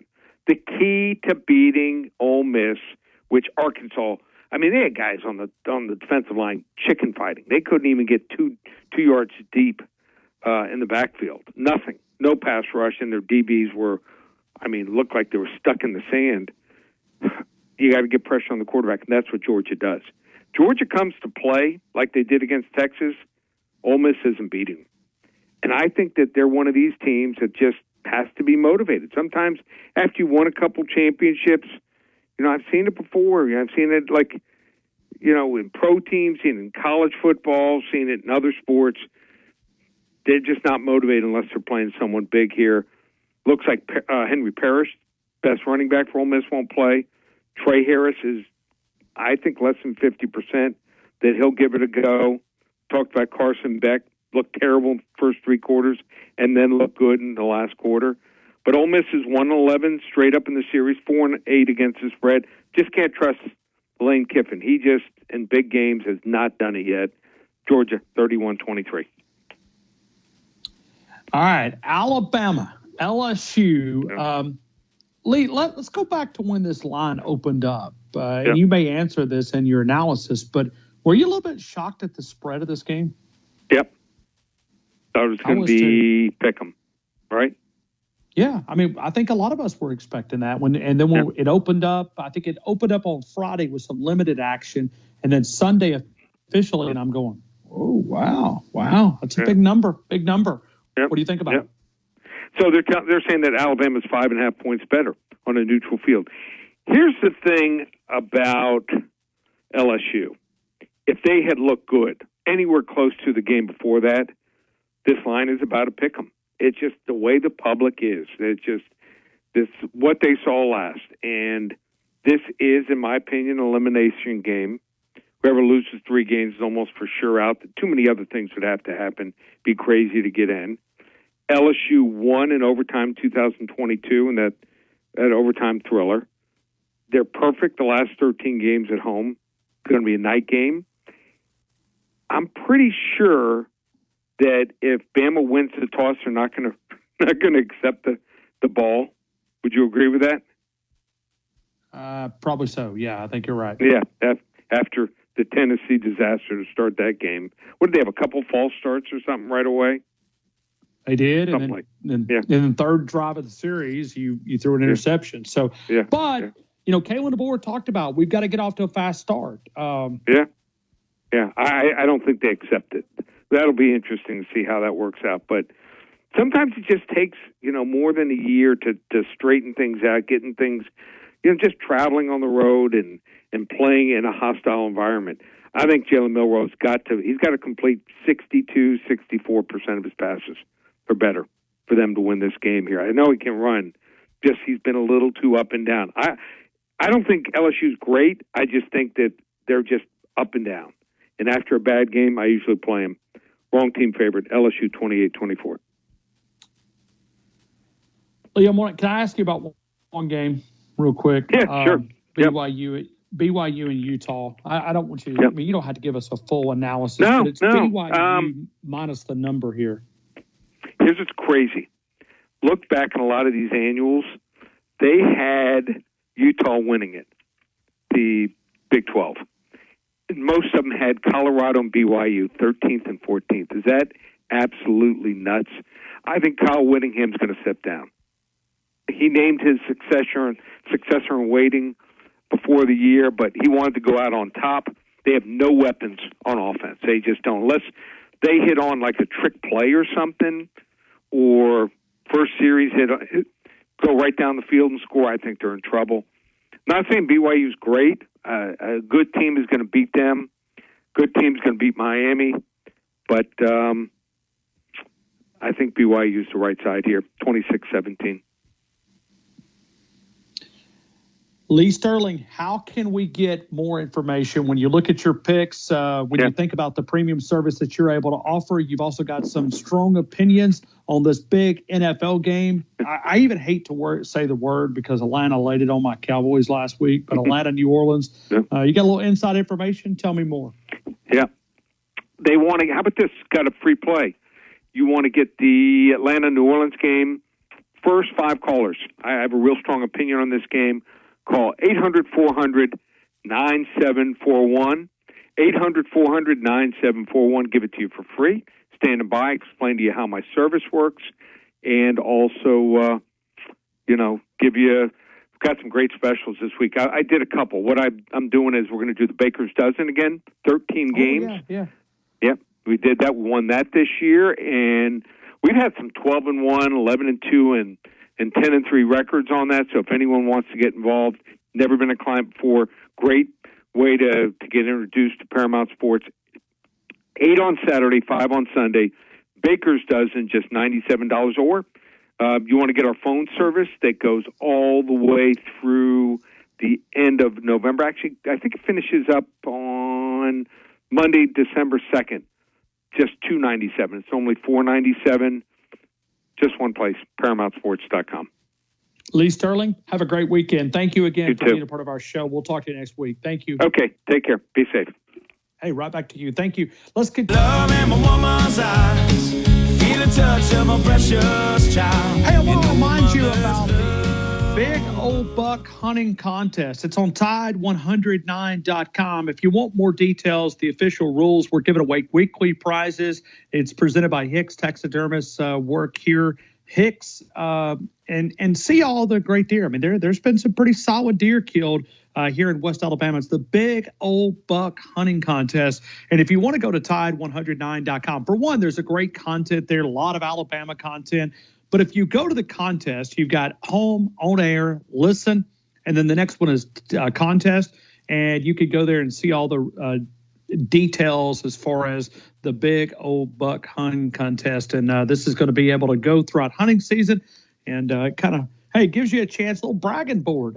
Been some good deer killed. So submit your photos and you have it graded. Like I said, all the rules are right there on the website. Probably too many for me to go through, but a chance to win some great weekly prizes as well as the big prize, the grand prize at the end. Let's go to Blueberry Steve. Blueberry Steve, good afternoon. You're in the game. I hope all is well. All is well, Ryan. How are you today? I'm doing great. I'm doing good. Oh, okay. I listened to your last caller, your last guest, Steve Sterling. You know, I hate it when one of your guests takes my thoughts because I wanted to disagree with Wyatt. Wyatt made some comments on his show the day before saying that, you know, we've got it. Yeah. Now, hold on. Now, are you talking about the Wednesday show? Because I think he does the Wednesday. He kind of takes a negative approach, and Thursday he flips it to positive. No. The comments were just about whether or not we should start if we win the toss, if we should accept, if we should defer. Before you tell me what Wyatt said, I'm going to give you my opinion. I'll see if him and I are synced up. I think you should take the football. You are synced up, and I disagree. Look at what happened with Tennessee. So Wyatt and I do agree? Yeah. No, and Wyatt and I have not talked about it. Wyatt's behind he's back in the studio there in Tuscaloosa. But I just think Alabama, and you know, Katie Wyndham asked this question earlier this week, and came on the board, talked about it as far as getting it off to a fast start. They need to get off to a fast start. Take the crowd out of it. Right. You can get. Look at what happened in the Tennessee game. And when it's loud and when it's in a hostile environment, like when you're at home, yes, you can take the ball. Why not? But when you're in a hostile, look at what happened in Tennessee. Look, you can get a fast start, Ryan, by giving them the ball and putting them on a 3-and-out. But if you go 3-and-out, like Tennessee at your first possession, then you've just given them a huge boost. That's what I think. So, with all due respect, you and Ryan are wrong. You and Wyatt are wrong. But that's just me, and what do I know, right? Well, no, but it's your opinion, and Wyatt, jump in here because I know he's back in Tuscaloosa. Why do you think they need to take the ball? I mean, is it the same reason? Is get off to a fast start? You get off to a fast start, and that was, you and I are perfectly in sync here. We didn't talk about this at all. This is like pure organic. You and I are on the same wavelength here. I didn't even know Blueberry Steve was going to ask me the question. So get the ball, get off to a fast start, get points on the opening drive, and then that begins to work and take the crowd out of the game. It'll also allows your defense to get to start a little more rested as well.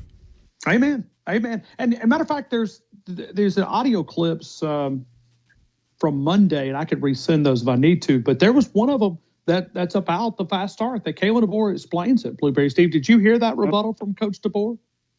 I did not. Okay. Look. I don't know. It's just that the way the game with Tennessee in that hostile environment, and I'm sure that in Death Valley it's going to be worse. It's going to be tougher. I don't know. Look. 6 of one, half a dozen of the other. We've got to beat them. We've got to stop them when we've got to beat them, and we've got to score.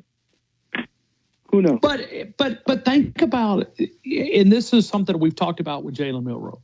I think Jalen Milroe can be one of the best quarterbacks in the SEC if we get him in rhythm. We got to get him in rhythm. Listen. A couple of months ago, we were talking about a Heisman favorite. We were talking about a guy that would be drafted number 1 overall. Now, a lot of that has drifted away, but it's still, he can play up to that potential. So I just want to see Alabama get to a fast start, and I think it's so important to take that crowd. Let's say you grab the ball and you drive right down the field. Let's say it's a kickoff and it's a touchback. You take the ball, you drive it right down the field all the way. You set the tone. What if Ryan Williams goes deep and you're able to beat them in that weak secondary? Now, I know they've got Alexander. That's solid. But when you look back at this game and you begin to kind of analyze it, I just think it's important to take the crowd out of it because, Blueberry Steve, have you ever been sitting in an environment where you could not even hear the guy that you're sitting beside talk? No. That's what Tiger Stadium is. And I'm not talking about for a quarter. I'm talking about for the majority of the game. And if you can go down and score and take that out of them. Okay, so let me ask you this. If we win the toss and if we decide to take the ball, or if they win the toss and they defer and they give us the ball, would you start with a pass or would you try and run it? Nah, I really haven't given that a lot of thought. Take what the defense is willing to give you. I know that's kind of a cop out a little bit. No, but don't they have scripted plays to start off? Oh, absolutely, sure. But I think, and the scripted plays have been good at times. The bye week, remember, Kalen DeBoer is 7-0 coming off the bye week. 7-0. In his coaching career coming off the bye week. Yeah. Look. Anyways, okay. Look, I'm willing to be convinced. I'm willing to be proven wrong. I just want to see. Hey, listen, and you know what, Blueberry Steve? If they flip the coin and he defers to the second half, then you call up and I'll let you take a victory lap. And you can serve me some Only if we win the game. Only if we win the game. Okay. All right. Can I ask you quickly to go through the spreads for a couple of games? Yes. you know what? Let me just run through every game because it's a good way to reset. Bama at LSU. It's Bama minus the 2.5. 58.5 is the game total. You can play the over. You can play the under. Florida goes to Texas. Texas minus the 21.5. 47.5 is the game total. The over under there. Georgia travels to Ole Miss. Georgia minus 2.5. 54.5 is the game total. South Carolina at Vanderbilt. South Carolina minus 4.5. 45.5 is the game total. Mississippi State at Tennessee. Tennessee minus the 24. Mississippi State at Tennessee. Tennessee minus the 24. 61.5. Oklahoma going to the Missouri Tigers. Oklahoma minus the 3. 41.5 is the game total. UW 5-4 going up against Penn State in Pennsylvania. Penn State minus the 14. BYU at Utah. It's BYU minus the 3. Give me 3 picks, Blueberry Steve. I gotta run. Okay, I just want to make sure you said that the Gamecocks are giving up the points, right? They are. So Vandy. Okay, so I'm going to go with Bama. I'm going to go with Vandy, and I'm going to go with Georgia. Okay. And rushing yards for the Alabama Crimson Tide. Rushing yards for the Alabama Crimson Tide are 182. Thank you, Blueberry Steve. I hope you have a great rest of your day, man. Thank you. Okay. Roll Tide. Hey, Blueberry Steve. Blueberry Steve. Blueberry Steve. Hold on. Hey, whoa. Hold on a minute. Wyatt's got the audio clip from Kayla DeBoer, okay? And I'm not, I don't remember everything. So let's play it right here, then I'll let you react to it. This is Kayla DeBoer talking about the fast start and what they need to do to try to reestablish some of that fast start. Yeah, certainly. And that's something we're always preaching. And unfortunately, as you mentioned in those 2 games, we haven't done that. And there's been a lot of, in the Vanderbilt game, I think we quickly got going, had success. You just can't dig yourself a hole, especially given the opponent, a momentum in an environment like we're going to see at LSU. So it's critical. We preach it every day. We try to even set up our practice to where we do start fast, whether it's offense or defense. And, we didn't get that done the last 2 road games, as you mentioned. So always an emphasis on that, but really it comes back to not really, the guys are trying. It's just a matter of, doing things that you do well, going out there and executing. Stay on that same row as go to college. All right. And that was Katie Wyndham's question from Bama Central, great reporter covering the University of Alabama. What'd you think, Blueberry Steve? Anything you want to react to it? Who am I to question Coach Kevin DeBoer? I retract my words. Let me speak. Let me have my lawyer review this. All right, Blueberry Steve, you're a good sport, man. I appreciate you. I hope you have a great day and take care of Montreal, Canada. Hey, make Canada great again. Make Canada great again. That's what Paul said. Paul said he gave me the right to use it. MCGA, MAGA. It doesn't roll off the tongue as well as MAGA, but Paul gave me the right to use it. He gave me the IP. All right. Thank you. Thank you. All right. Bye. But I don't care. It's 5 o'clock somewhere. All right, we'll go to AC in Bangladesh. AC, good afternoon. You're in the game. Good afternoon, sir. Thank you so much for taking my call. How you feeling? Good. Where you been? I'm here. I mean, No. Don't play like I'm stupid. Where have you been? Stupid. Busy, man. I told you 3 weeks ago. I'm just saying we're missing you, man. You could even take a compliment. I mean, we missed you. Well, nobody's going to miss, I don't get political, but, no one's going to miss Biden and Harris. So, AC misses you, but I'm not going to miss AC, them. AC, please don't talk about my president like that. Who cares about your president? We're going to take a vacuum and get the charisma vacuum out of the White House. We're going to do that, okay? I find it highly disrespectful that you're talking about my president like that. I don't care how you feel. I really don't care how you feel. Do they care about you, how you feel? No, they don't. They don't care about us. So why should we care for them, Mr. Fowler? Can you please answer that question? They mail me a check. Sure. They did mail you a check, but it's not good enough because they may not even like us. Sure, the economy is crashing, but thank goodness Donald J. Trump would fix this. We know. Are you a Trump guy from Bangladesh? Not a pro-Trump guy, but you know what he did to everybody's wallet, right? I mean, I don't have to point out all the things. I mean, your callers and listeners, they hate me, but the one thing you can agree on, Mr. Trump did so much for us than Biden, Obama, et cetera, ever done for us.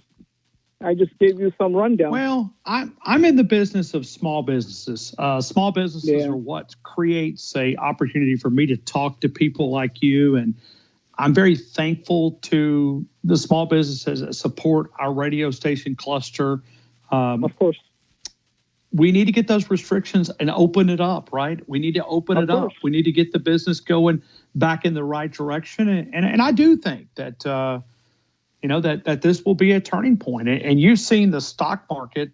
It's exploded, right? And I know it was doing good before the election, but it's been a slingshot momentum push. Go ahead. Yeah. Talk to me. Let me say something.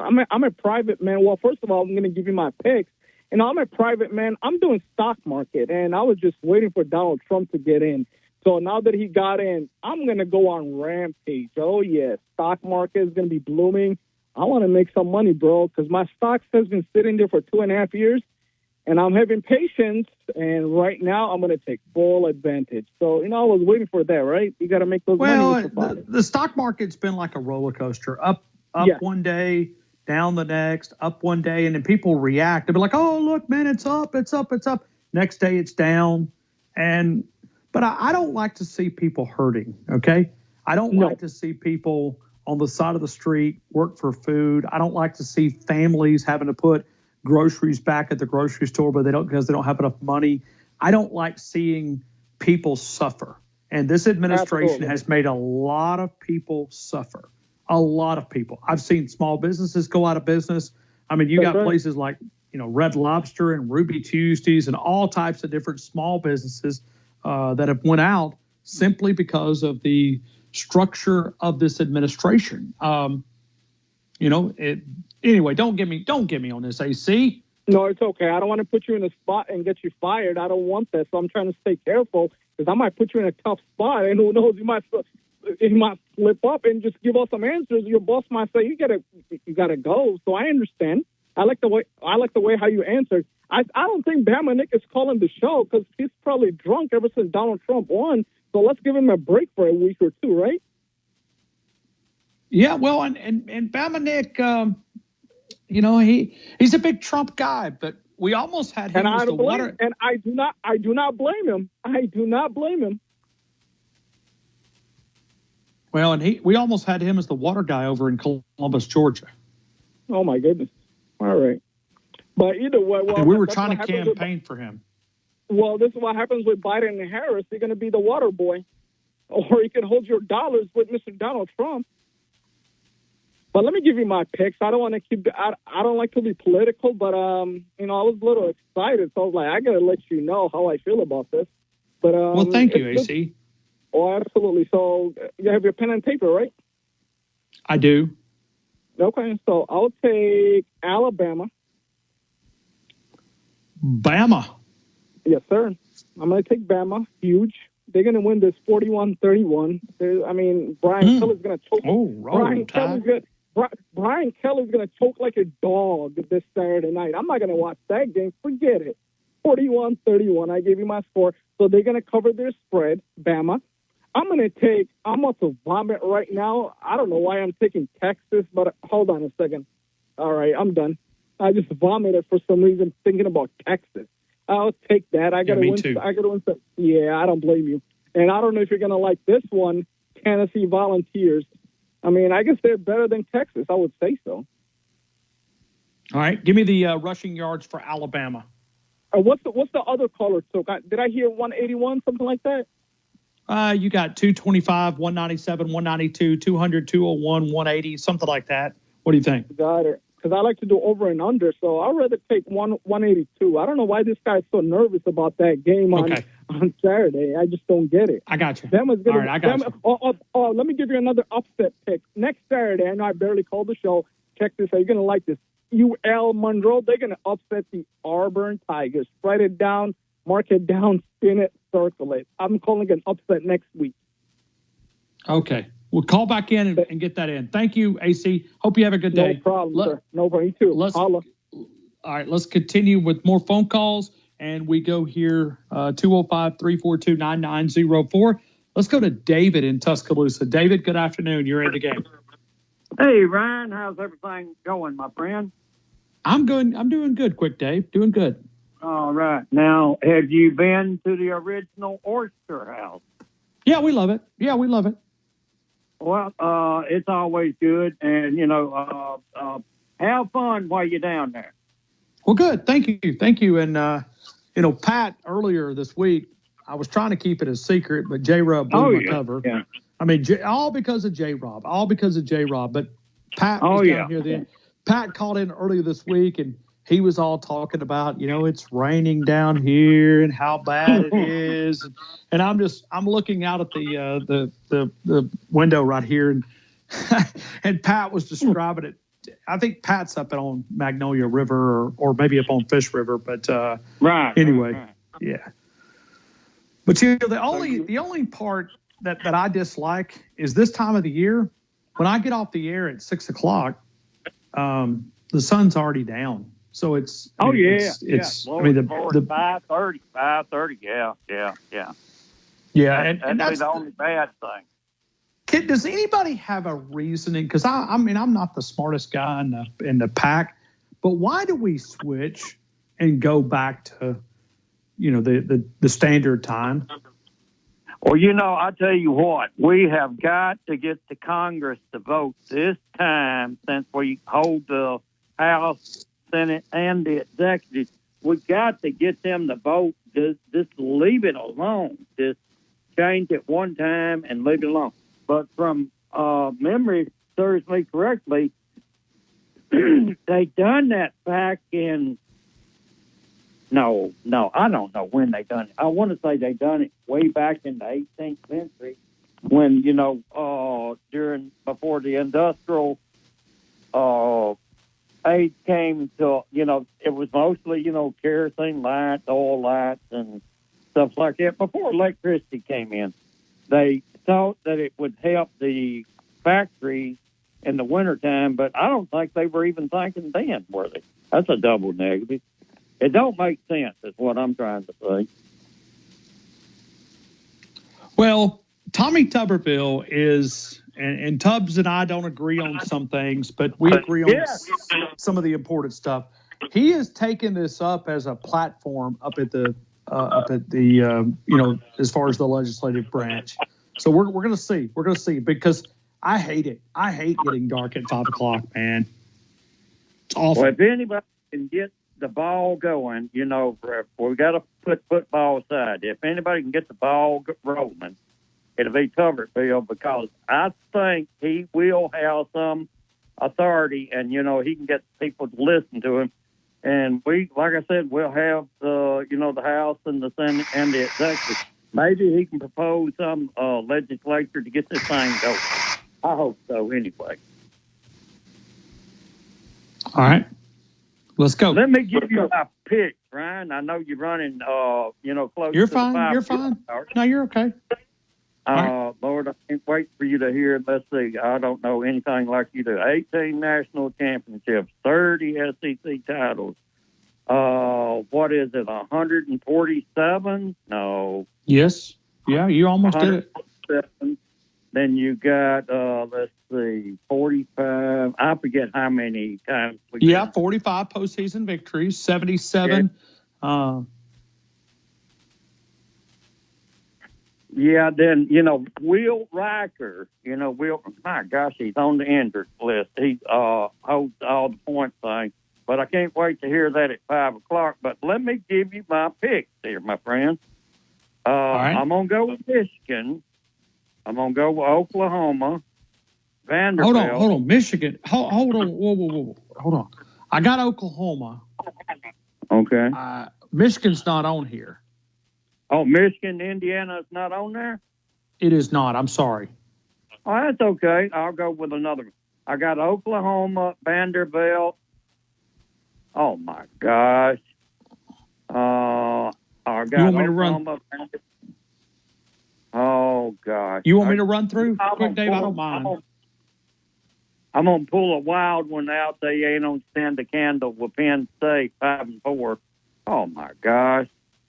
Oh, Lord. Tennessee. I'm going to go with Tennessee, then. I guess I'll go Tennessee, Oklahoma, and Vanderbilt, and 147 rushing yards.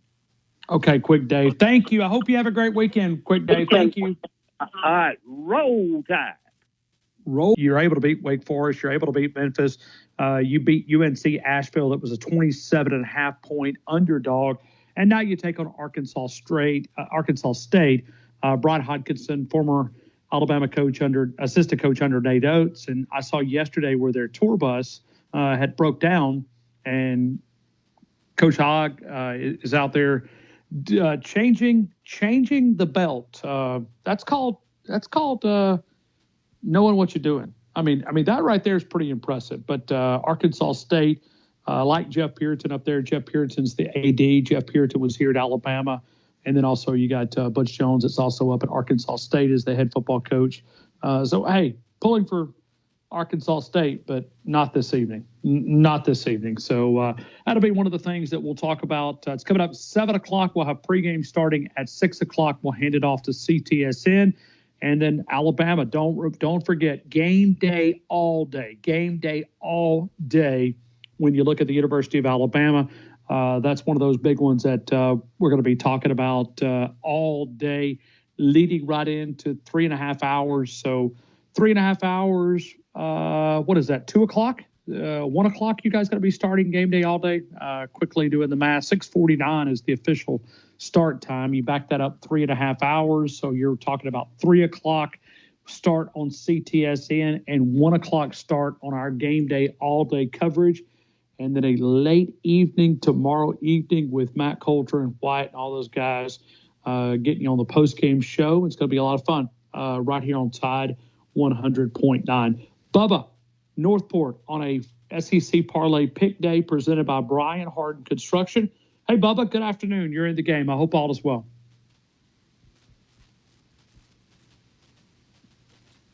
Hey, Bubba. Anything from Bubba? Bubba. Hey, you got me? Yes, sir. We got you. Yeah, thank you. I got for you. Calling in. Yeah. I knew Monday where you was. There wasn't no doubt. I knew where you was. No, you did not. You did. I not. did. No, you didn't. I know you. When you get a chance, you're gonna slip and go down there. That is a 15-yard unsportsmanlike conduct penalty. Well, then I guess you might as well penalize me, because what I'm looking at, let me describe what I'm looking at currently, okay? Okay. I'm going to go outside. I'm going to step out here on the balcony, okay? I'm going to look back towards the west. The sun is falling down in the Gulf. The wind is blowing at a nice speed. The waves are crashing, high waves right now because of the storm that's out in the Gulf. Beautiful, beautiful, beautiful. And you know what makes it even more beautiful? What's that? Nobody's here. Oh, I bet. This is my favorite time of year to go down there. Yeah. And my poor wife has been out on the beach for most of the day. She came in a while ago to get a bottle of water. She's out reading some book. She took off today, and she worked from the beach Monday, Tuesday, Wednesday, Thursday. And here I am grinding to the bone, having to put food on the table while she's out there reading a book. Oh, my gosh. But let's get to football right quick, and I know you're going to get some other. I gave my score yesterday. So I'm with y'all. I think if we win the toss, you get the ball, and you run it down their throat or hit hit Hollywood with a big play for a touchdown and take the crowd out of it. If that was me. I'd like to see that. I think they've had some good days at practice. I heard some things that, kind of made me earlier in the week kind of feel very confident. I have not heard some of those things as of late, but I haven't really went out there digging either. So Right. earlier in the week, I know they were having some pretty solid practices and Right. some high energy, but I don't know if that continued on Wednesday and Thursday. Well, I've been to Tiger Stadium 4 or 5 times. Oh, Great yeah. place to watch a game. I was there when Sean Alexander ran up and down the field all day. I was in that stadium. Yeah, what was that number? Do you remember that number? I don't know. It was 200-something yards. I know that.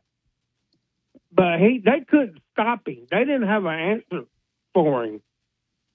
And I remember 91 yards, One- 4 yes. touchdowns, his redshirt freshman season in 1996, and Alabama beat them 26-0 in Tiger Stadium.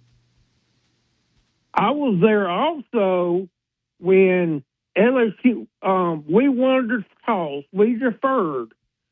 LSU went 3-and-out and punted, and David Palmer took it to the house for about a 70-yard touchdown. I was at that game too. Okay. So it and both of those games, that crowd was very quiet, very quiet. And I've been to one where we lost. I was at one that we lost. But I don't know if you know that this history. In 1958, Alabama played LSU in Mobile, Alabama, at Ladd Stadium. Yeah.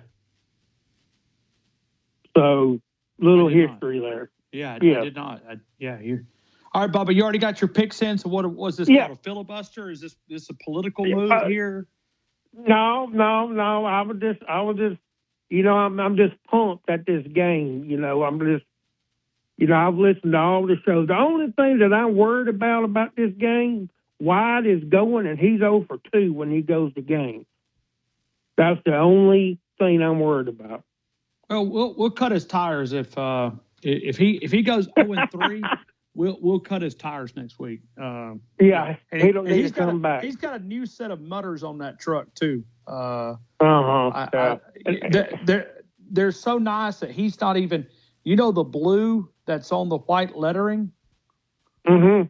He hadn't even scrubbed the blue off. I mean, they're that new. Uh-oh.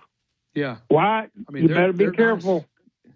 And he's a Toyota man too, by the way. He's a Toyota man. So, but yeah, if he goes 0-3, he can't go to Oklahoma. Yeah. No, he can't. But it won't matter at that point, right? I mean, it won't. It won't. All right, guys, y'all have a good one. Roll Tide. Hey, thank you. Let's continue with more phone calls, and we go to Ram in McCalla. Ram, good afternoon. You're in the game. I hope all is well. Everything's going good, Ryan. You having a good time, buddy? Oh, yeah. Yeah, having a good time, man. I'm having a good time. I mean, J-Rob, all J-Rob's fault. J-Rob. Yeah, he spilled the beans, didn't he? He did. He just, I mean, he But threw you're me out. down, you're down there at a great time of year.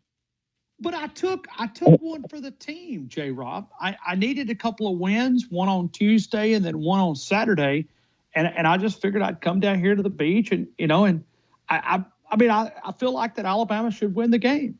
If there you go. You may have to come down there a couple more times. Well, I'm not coming down for the Iron Bowl. It's not me. To bring us some luck. No, I don't think we need any luck on the Iron Bowl. I think that's going to be dirty. Okay. Well, I hope it does. And fear the thumb. Fear the thumb. That's right. Ryan, who does Tennessee play? Mississippi State. Okay. All right. That's what I thought. Well, I'm going to take Tennessee. I'm gonna take Tennessee. I'm gonna take. I'm going to take Georgia. Georgia. Bama. Bama.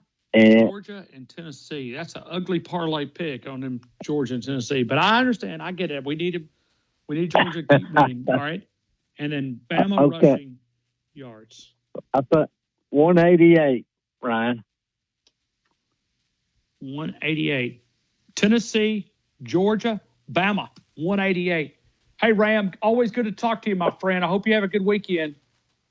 You too, Ryan. Sure enjoy your show as usual. Thank you, Ram. Thank you, man. Roll Tide. Roll Tide. All right. Yeah, right back to you. Thank you. And that was a lot of fun to think about Sean Alexander with that 291 yards and 4 touchdowns. And he did all that. I mean, think about this. He did all that on 20 carries. 20 carries for 291 yards. Glory, glory, glory, glory. I mean, that is getting the job done with Sean Alexander. Simply amazing. Let's go to Pat in Tuscaloosa. Pat, good afternoon. You're in the game. I hope all is well. Man, I'm glad to see that rain finally quit for you down there. The day before yesterday, they actually were scrubbing mildew off the boat in the rain. They didn't even need a hose, it rained so much. But I'm on that's on that Plash Island right there on the Intercoastal Waterways where I'm located. And I wished I'd have stayed down there because I could have cooked you some really fine shrimp. Yeah, we got a great boathouse down there. You would have really enjoyed it. Where do you get your shrimp at? Over at Billy's? When we're down there, we get some from Billy, but I get most of my shrimp from Biometry and over in Biloxi. That much cheaper than Billy's, half the price. Really? And I like Billy. Billy actually rents for my cousins. My cousins own Billy's Seafood, own the property, and they actually put the houses. Anyway, I'm looking so forward to this ball game. I'm on my way to Baton Rouge. Are you really? Okay. Yep. And it's supposed to rain there too. But I got real good offshore. I got offshore racing sail boat, foul weather gear. I'm ready for just about anything short of no resort.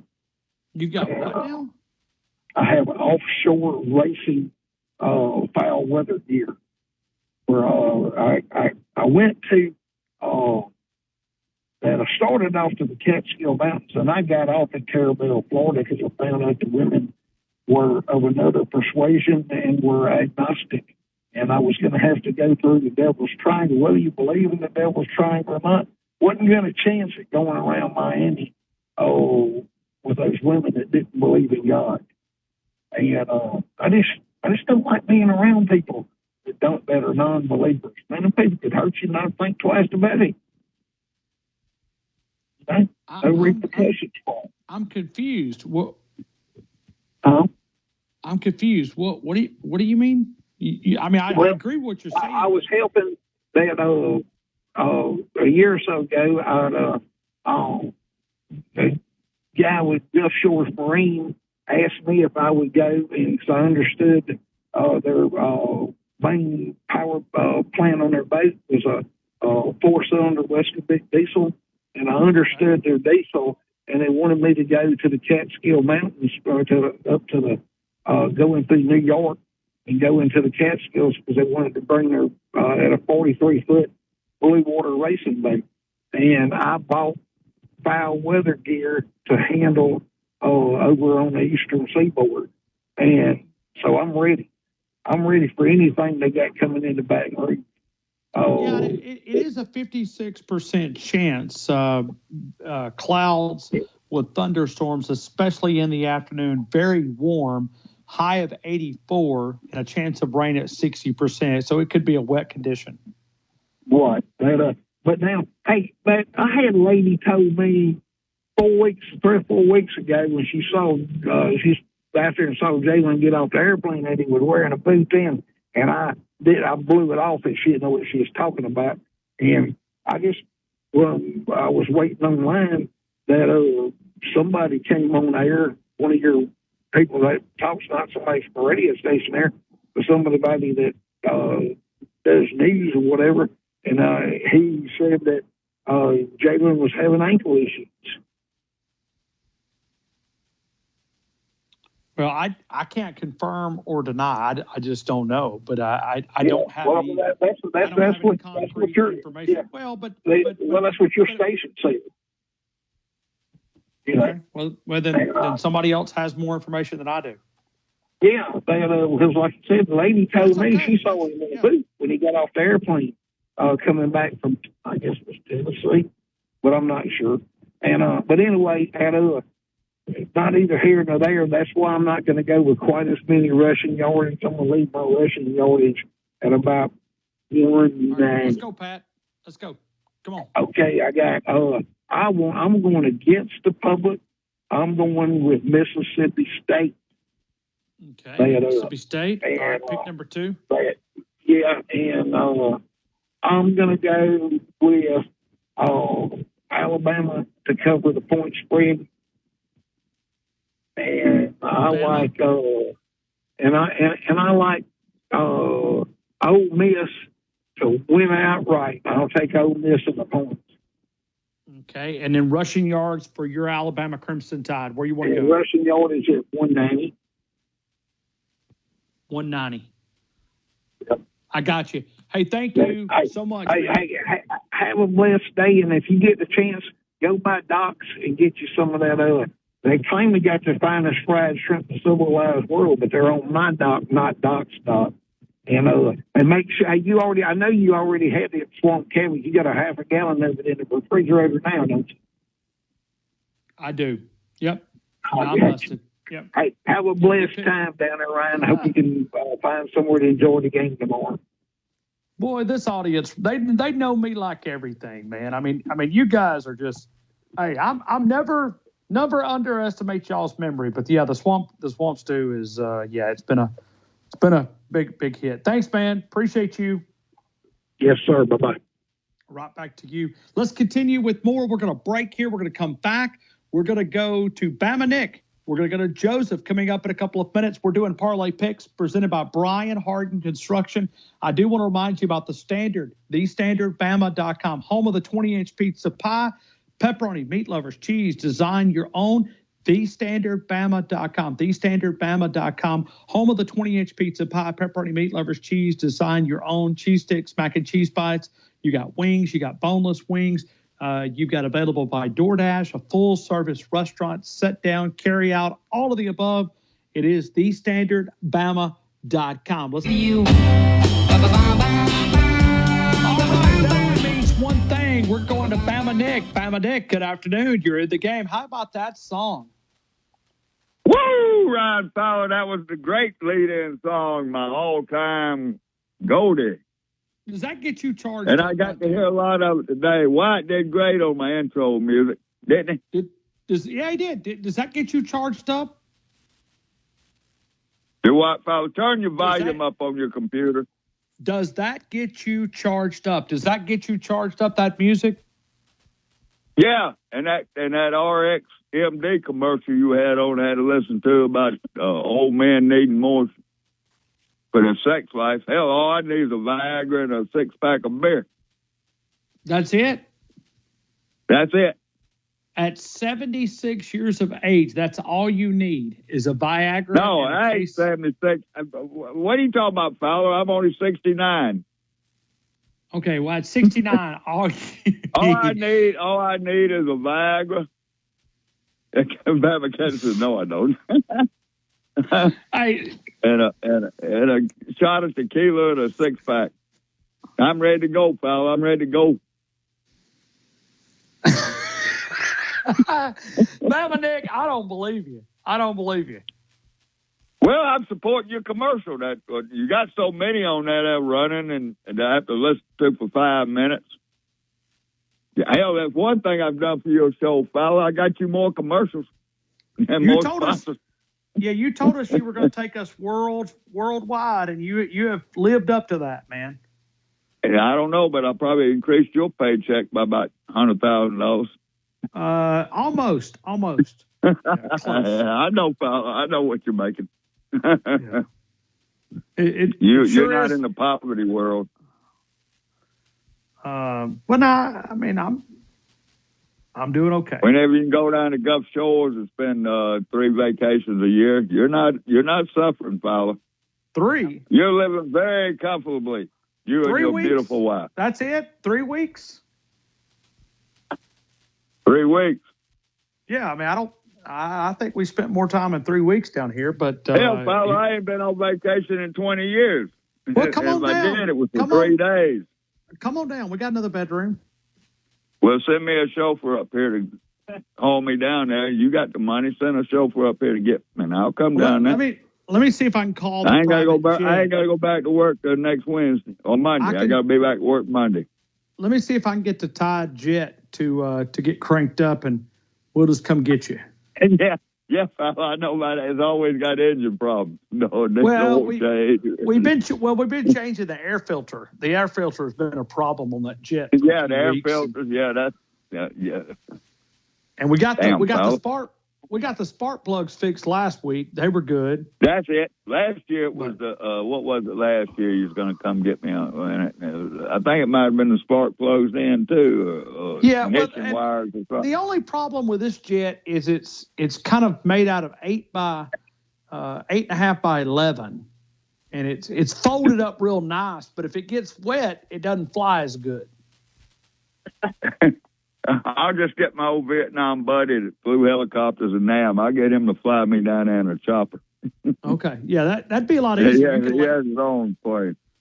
Yeah, you could land right here with a helicopter, and you'd be good. You'd be good. There's a yeah. So, but yeah, the jet. We're working on it. I promise you, we're devoting a lot of our attention to the Tide 100.9 jet. And when we get it working, well, I don't think I want to fly on that Tide 100.9. Just send a chauffeur up here to get me and Bama Captain. Okay. Yeah. Well, this paper airplane that we've got, it's just, it's with the wet, the humidity, it might not fly very good.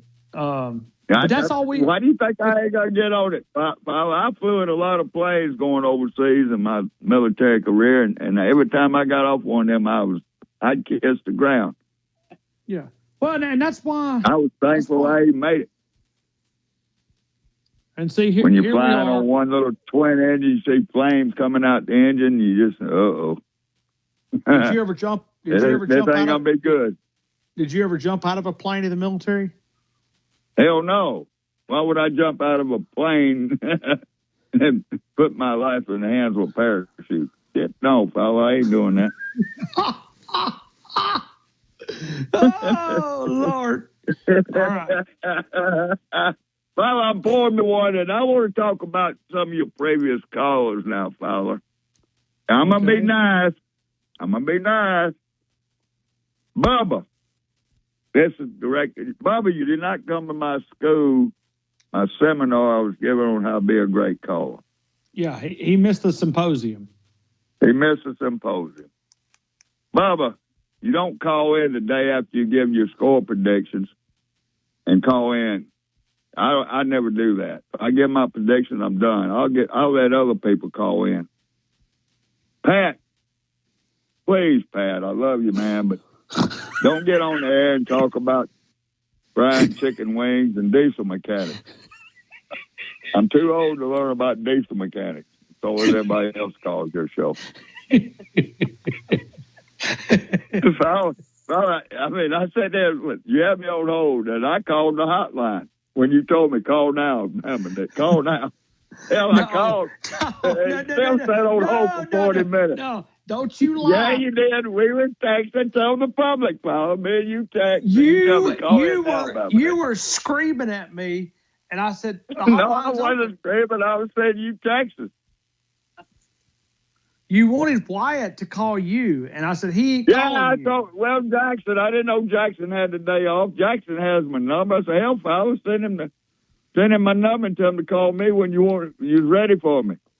Oh, hell, Lord. fella, I was watching Carl Higbee, and I saw a tape on Carl Higbee. I love Carl Higbee on Newsmax. You know that the women that they're now what was the headline? It said women hate men now because they voted for Trump. Yeah. I said, what are they going to turn to? They're going to go gay or transgender? Oh, Lord. I'm trying to figure that one out. What do you think, fella? You reckon they'll go gay or transgender? Yeah, well, I know that men are no longer able to get pregnant under the Trump administration. Did you know that? Well, we better find out how, because the women done cut us off because we voted Trump. Oh, yeah? That's what it said. The women hate men now because they voted for Trump. That's Lord. I said, well, hell, Yeah. where they going to go? They're going to go gay, transgender, or what's the other choice? I've seen some of the 357 women. bullet. I've seen some of the women who voted for Biden. They are. Yeah, they oh, Lord have mercy, fella. I don't even want to get into what describing them idiots. Kathy just told me, Yeah. don't say it, Nick. That would probably get me kicked off this show forever. Yeah. I mean, but they're. I'm not saying all. But we but still most. have to love women. We still have to put up with them because we always need something they got, and you know what that is. You can't do without them. They hold the keys. That's what they know. They hold the keys. The keys to what?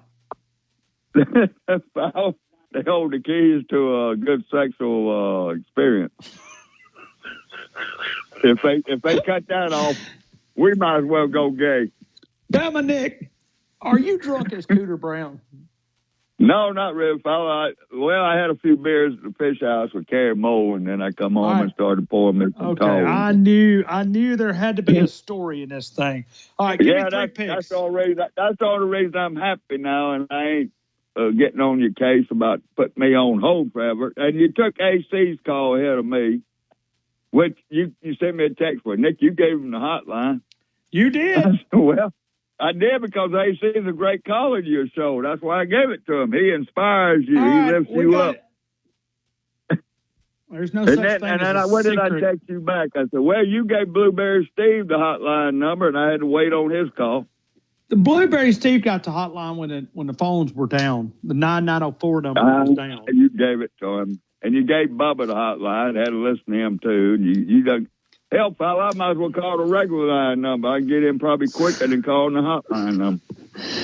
Oh, give me the three picks. I know Texas Tony's got the hotline and Paul's got the hotline. I guess about 8 of us have got it now. Now, hold on just a minute. Hell, you ain't got more than that many calls that call in every day. I just realized something. You gave me your picks yesterday. No, I didn't give you my rushing yards. Okay, but you Remember? said you okay, all right. So And I'm still sticking with those picks, but I did not give you the rushing yards. all right, well, give it to me. All right, you got my picks from yesterday. The under in the Under Bama game. Alabama, I got South I got Carolina, Ole Miss. Ole Miss. Yeah, and South Carolina. Hurry. And I'm going 167 rushing yards. All right, roll Tide. Roll Tide, Fowler. Don't keep me on hold so long from now on. Yeah, hey, thank you. And enjoy your vacation. Nick, we got to go. Cut him Well, off, Wyatt. Cut him off, Wyatt. It gets your owner jacked up. All right. Yeah. Thanks. That's all I need in the Friday. Yeah. Thanks. Well, Dominic. you tell Get him out to of here. call Get me. out of here. We gotta go. All right, I'm out of here. Roll Tide. Go pour you another one. Oh, I Lord, am help right now. All right. Hurry. We're gonna break. We'll come back. Joseph on the other side. Biscuit Bruce, we're getting to you. Lord, please give me the patience to get through this final 20 minutes. I'm asking kindly. Amen. We'll continue with more of the game. Tide 100.8.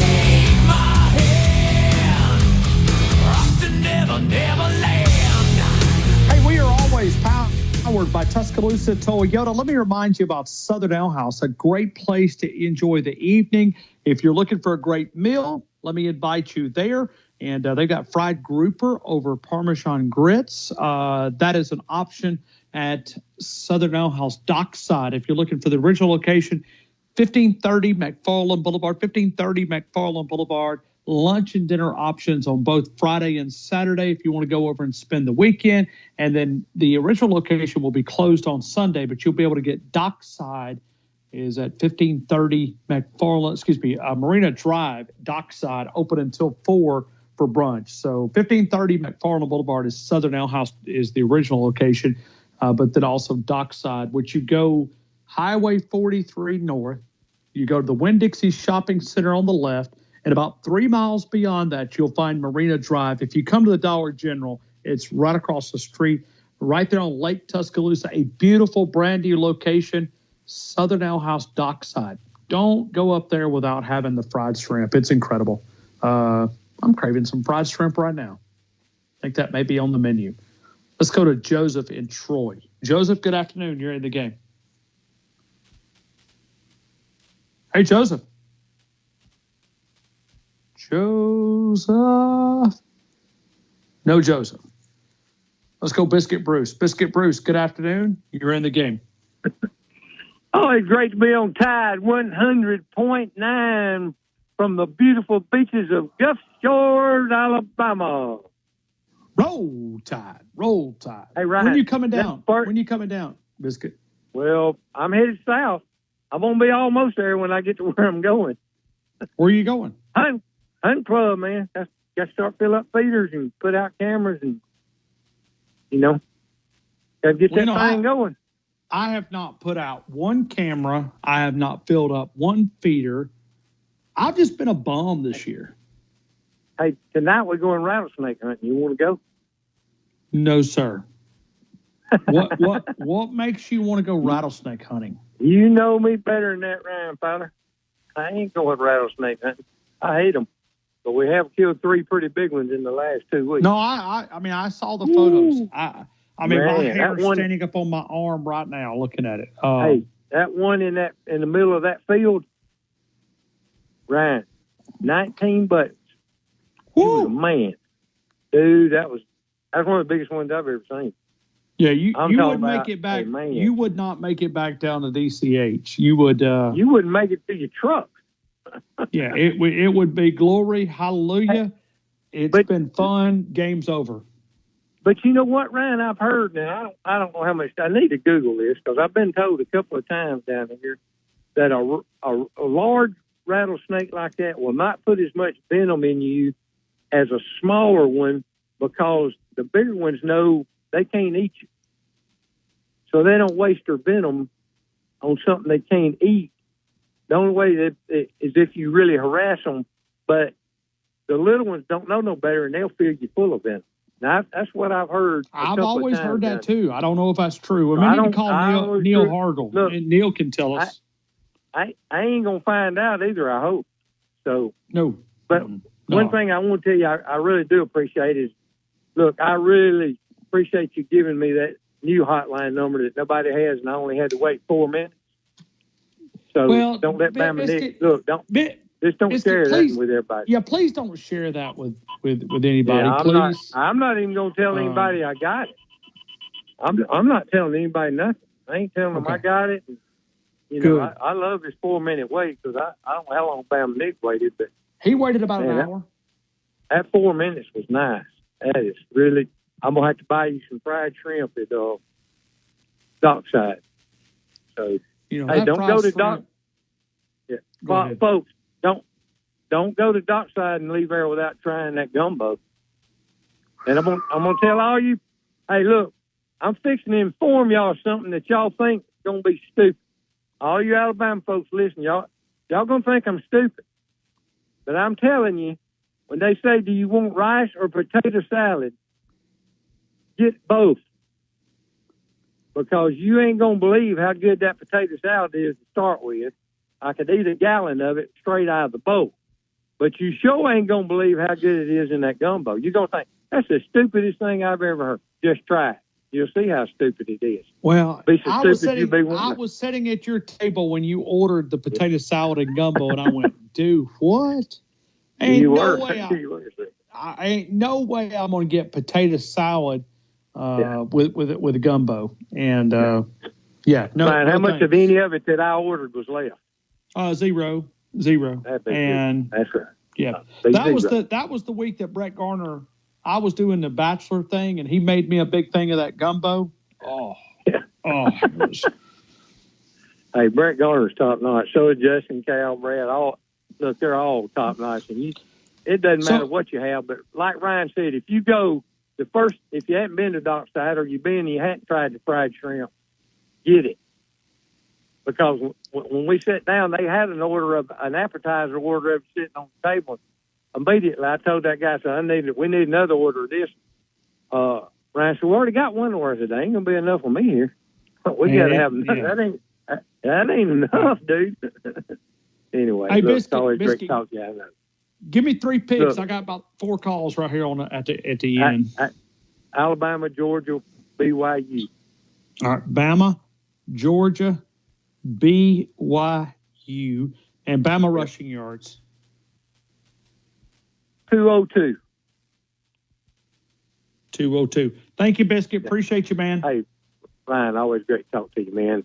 You and your wife have a blast down there. But while y'all are down there, you're laying out there on the beach, remember this. We are the University of Alabama. Roll Tide. Roll Tide. Let's continue with more. We'll break here. We'll come back. JR and 100.9 app.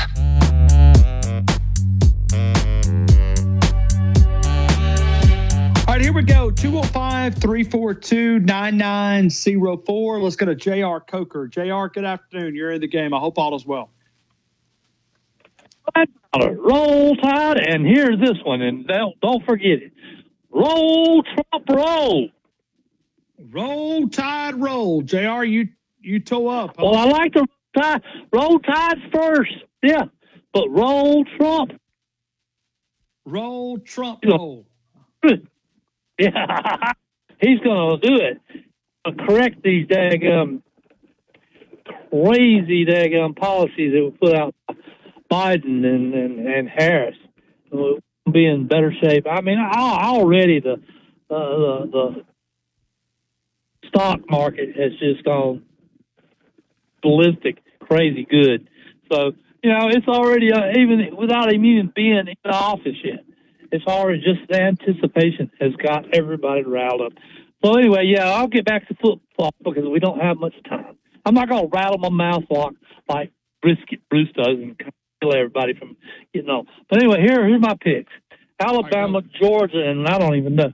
Hey, you're going to have to daggum help me. I don't even know who else is out there.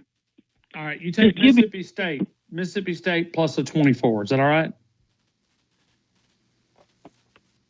Well, you got to hurry, 24, okay, yeah, I'll take that.